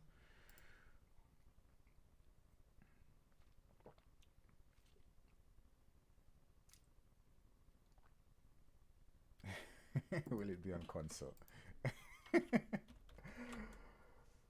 Alright, great stuff. Can you show us about maps? Oh, buddy, I only mod trucks and vehicles only. Uh, yeah, we have our map maker should be in UK server. All right, let's go to the mod browser. Select. We're just gonna select the map, the Summer Proving Grounds, and yep, see what happens there. I've only pushed it this much because I've been messaged. People want to see me get this in quickly because they're probably working on their own mod. I've covered everything, I reckon, that's important. The only thing I haven't done is I'm going to make coils. I'm going to model some coils, apply weights to them, and do the inverse kinematic code to show you how those coils work. I've done it for the shocks down here. Oh, I haven't done the lights either. I've commented that out. I haven't done the add-ons. So yeah. So I've done the shocks at the front right, and the front.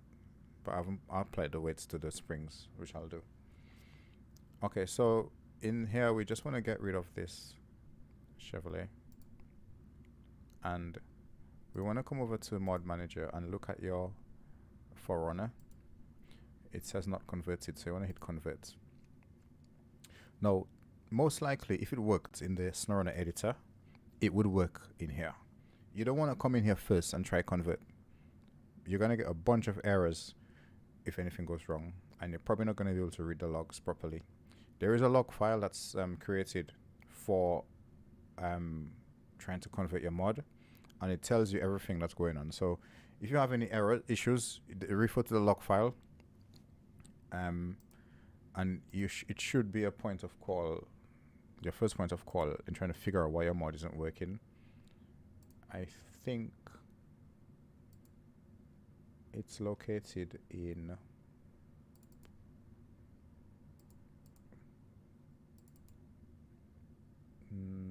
logs.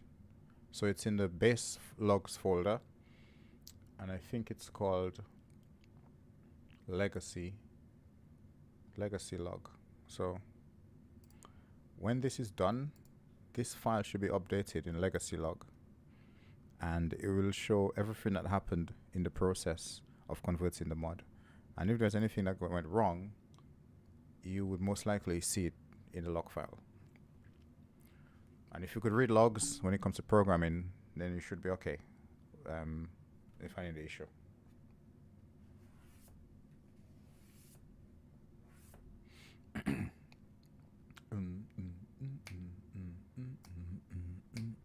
So if this works, I'm going to wrap it up there. The next video, I'm going to cover the coils. That could be a video on its own, how to model the coils, how to weight them and integrate them into your truck so that you can make some really cool mods with stretchy coils and all that.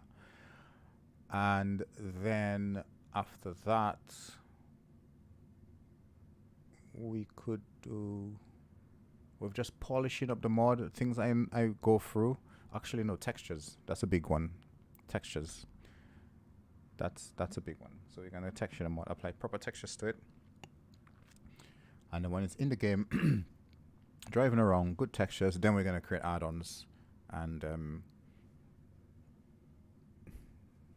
there's going to be a lot of modeling involved in that part. A lot of moving things about and looking at creative boards. I create like a creative board of loads of images of the truck to get inspiration on what sort of things would necessarily fit and go on the truck and how it would be used and so on. And then from there, we release it for SnowRunner, and then we make a console version, which is simply just removing all the logos. So to make a console version is easy. I just export the model without the logo. This is why I put the logos on a separate layer, on a separate mesh, so I can just turn it off when I export. And it's just the same mod, just a copy without this. And anywhere in the code that has a brand name, I just remove it That's it. Yeah, but we should be. Yeah, we should be good with this one. This is a quick one. All right. So this is converting all our meshes, and we'll have a look at the legacy log when it's done, so I could talk about that for a little bit.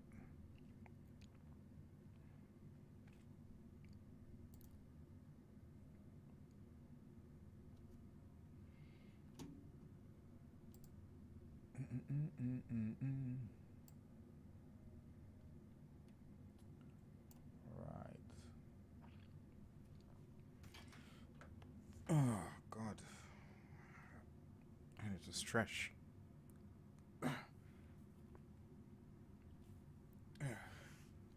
I think it's already done the mod. What it's doing right now, which I should have figured out, is it's converting all the wheels and tires I copied over from my other mod. I have about 13 tires and 8 rims, so it's trying to convert all of them. I should have just allowed it to just do one set, just to test the mod, because we really don't need 13 sets of tires. But anyway, it's doing that. It only gets to do it once, so it won't have to do it again.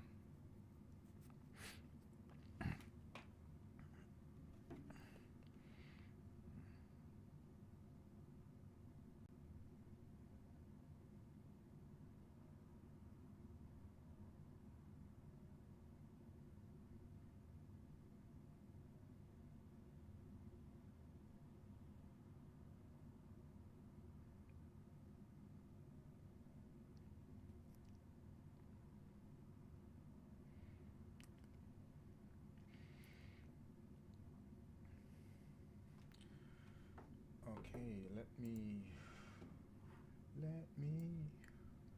controller. Where did everything go? Where did everything go?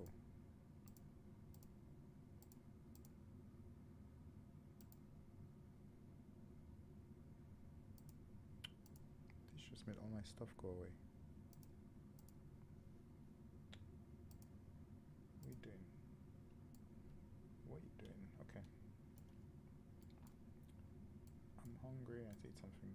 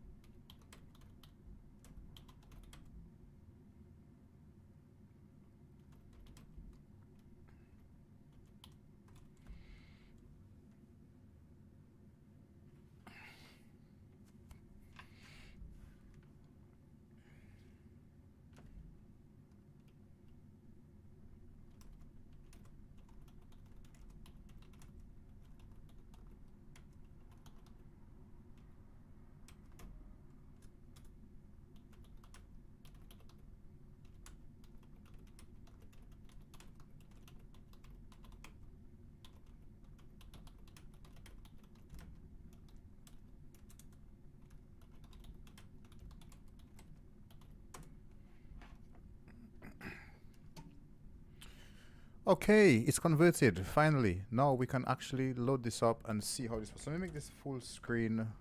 We go to create.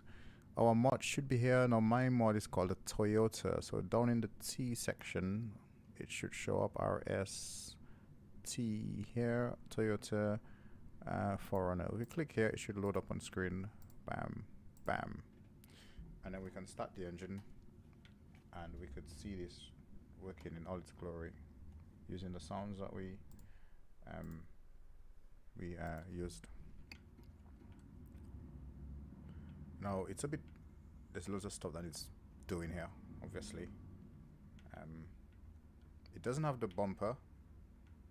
Oh, and our stuff on the left side was weighted wrong. I remember that as well, and I didn't change it. But for the most part,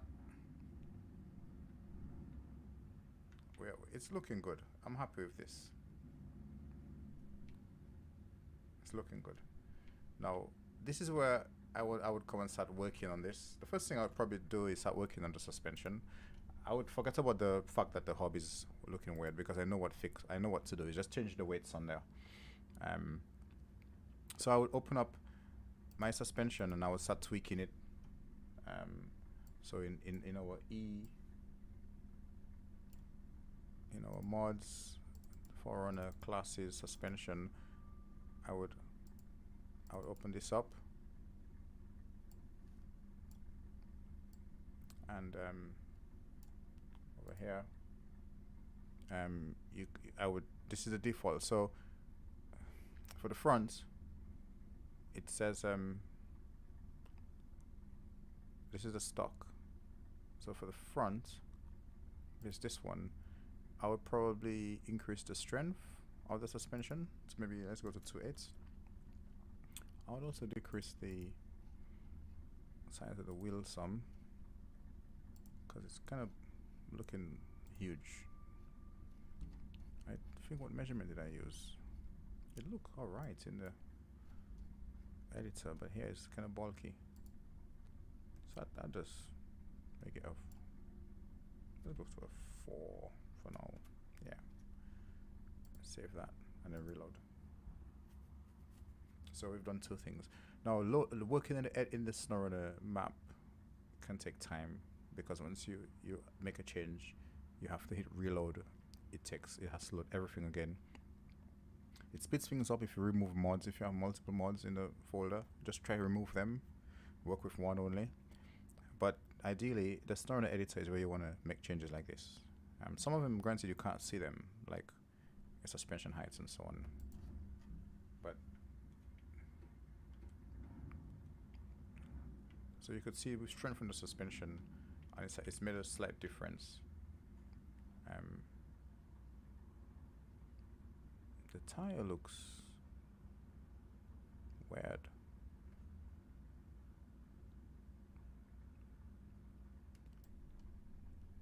Let's try something else. Let's try 3/8. Anyway, going back to suspension, I'm gonna strengthen it some more. So I'm gonna go to 3 on the front.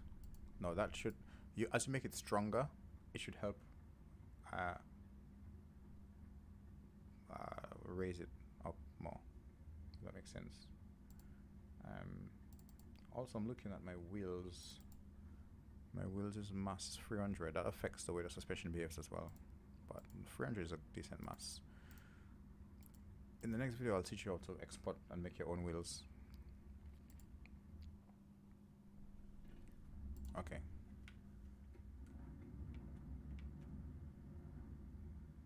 So we have the heights of both the front and back at the same value.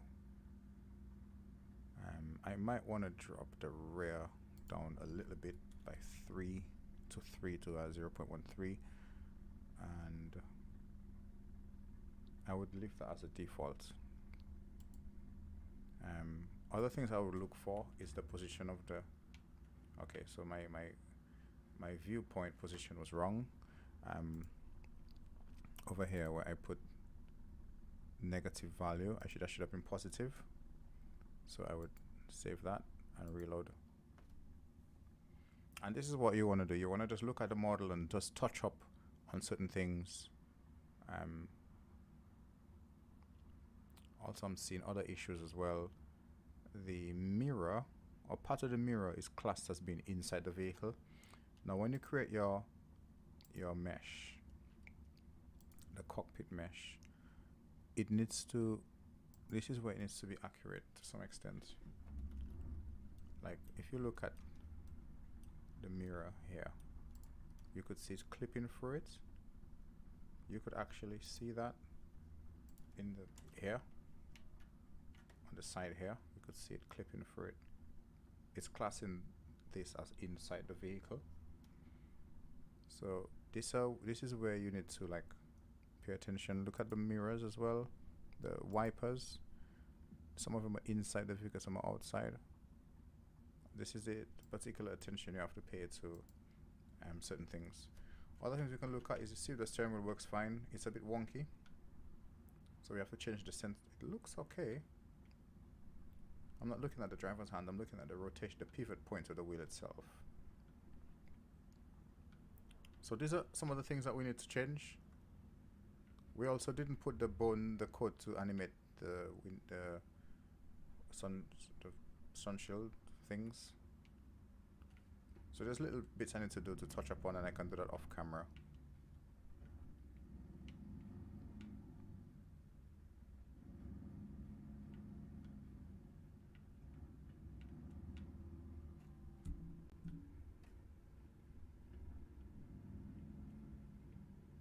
The wheel looks small now. Okay, yo. Let's see what we can do with that. Yeah, there's a lot of little bits I need to do, you know, to fix this up, and I'll do that off camera. So when I come back, we should be good. I'll fix this mesh.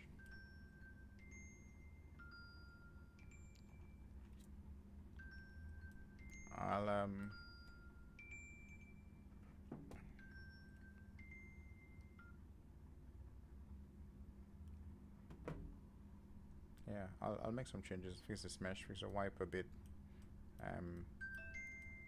I'll fix this weight issue, because at the moment, if I isolate this and I go into weight pinned, is this a mirror?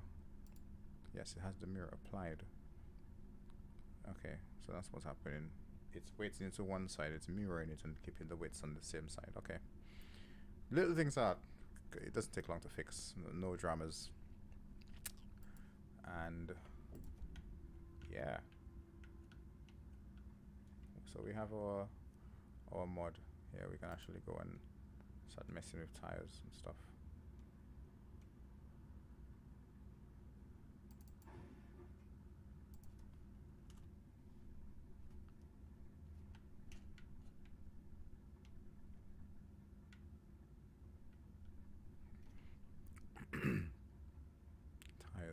Tires.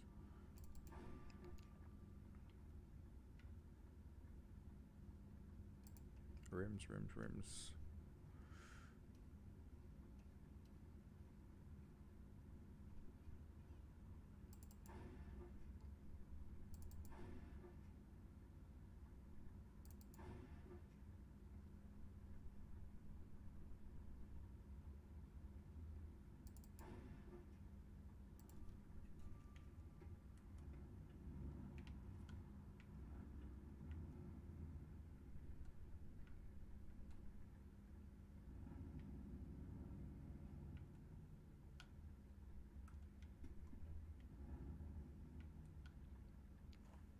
The vehicle is leaning to the front, and what I would do to fix that is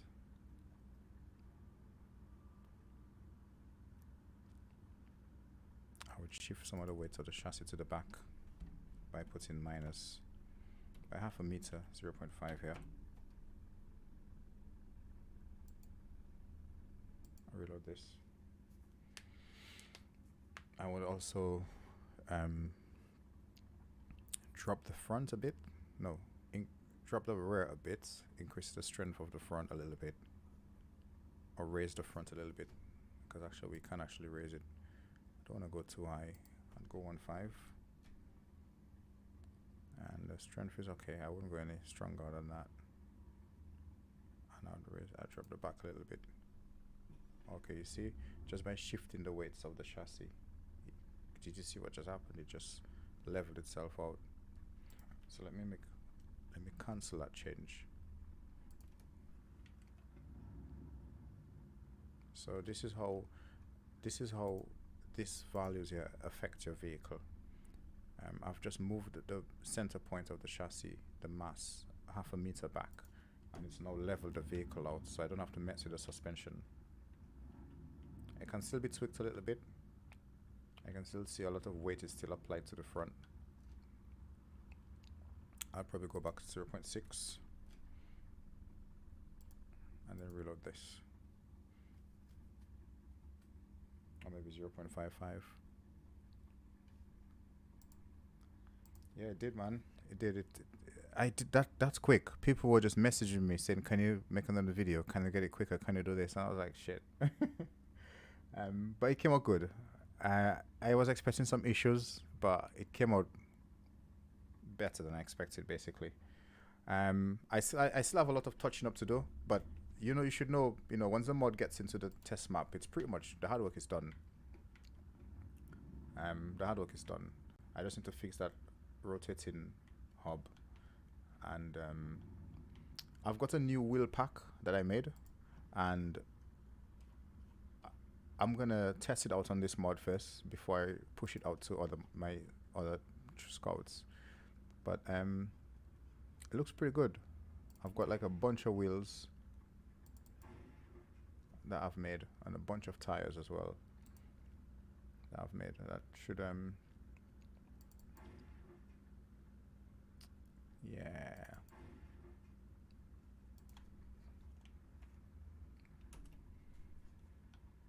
Is it lagging? Okay. All right.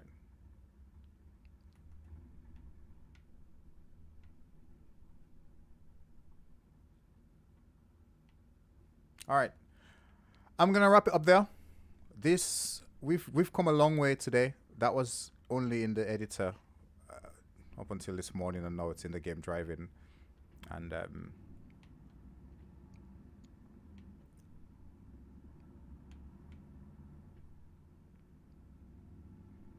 we're gonna go for one of the best forerunners in SnowRunner.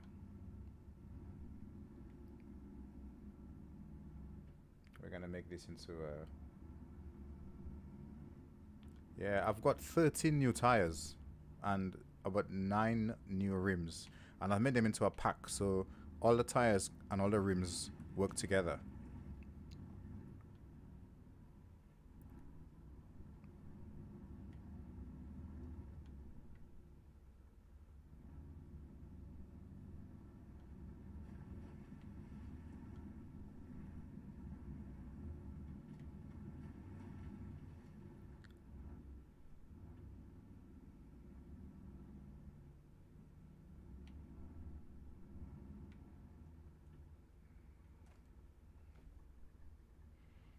Alright, so yeah, I've got quite a lot in it. The list is so long I can't even see what comes in at the end, but there should be... It's kind of hard to pick them because I can't see the list, but there's quite a lot. Really cool rims as well, really cool looking rims.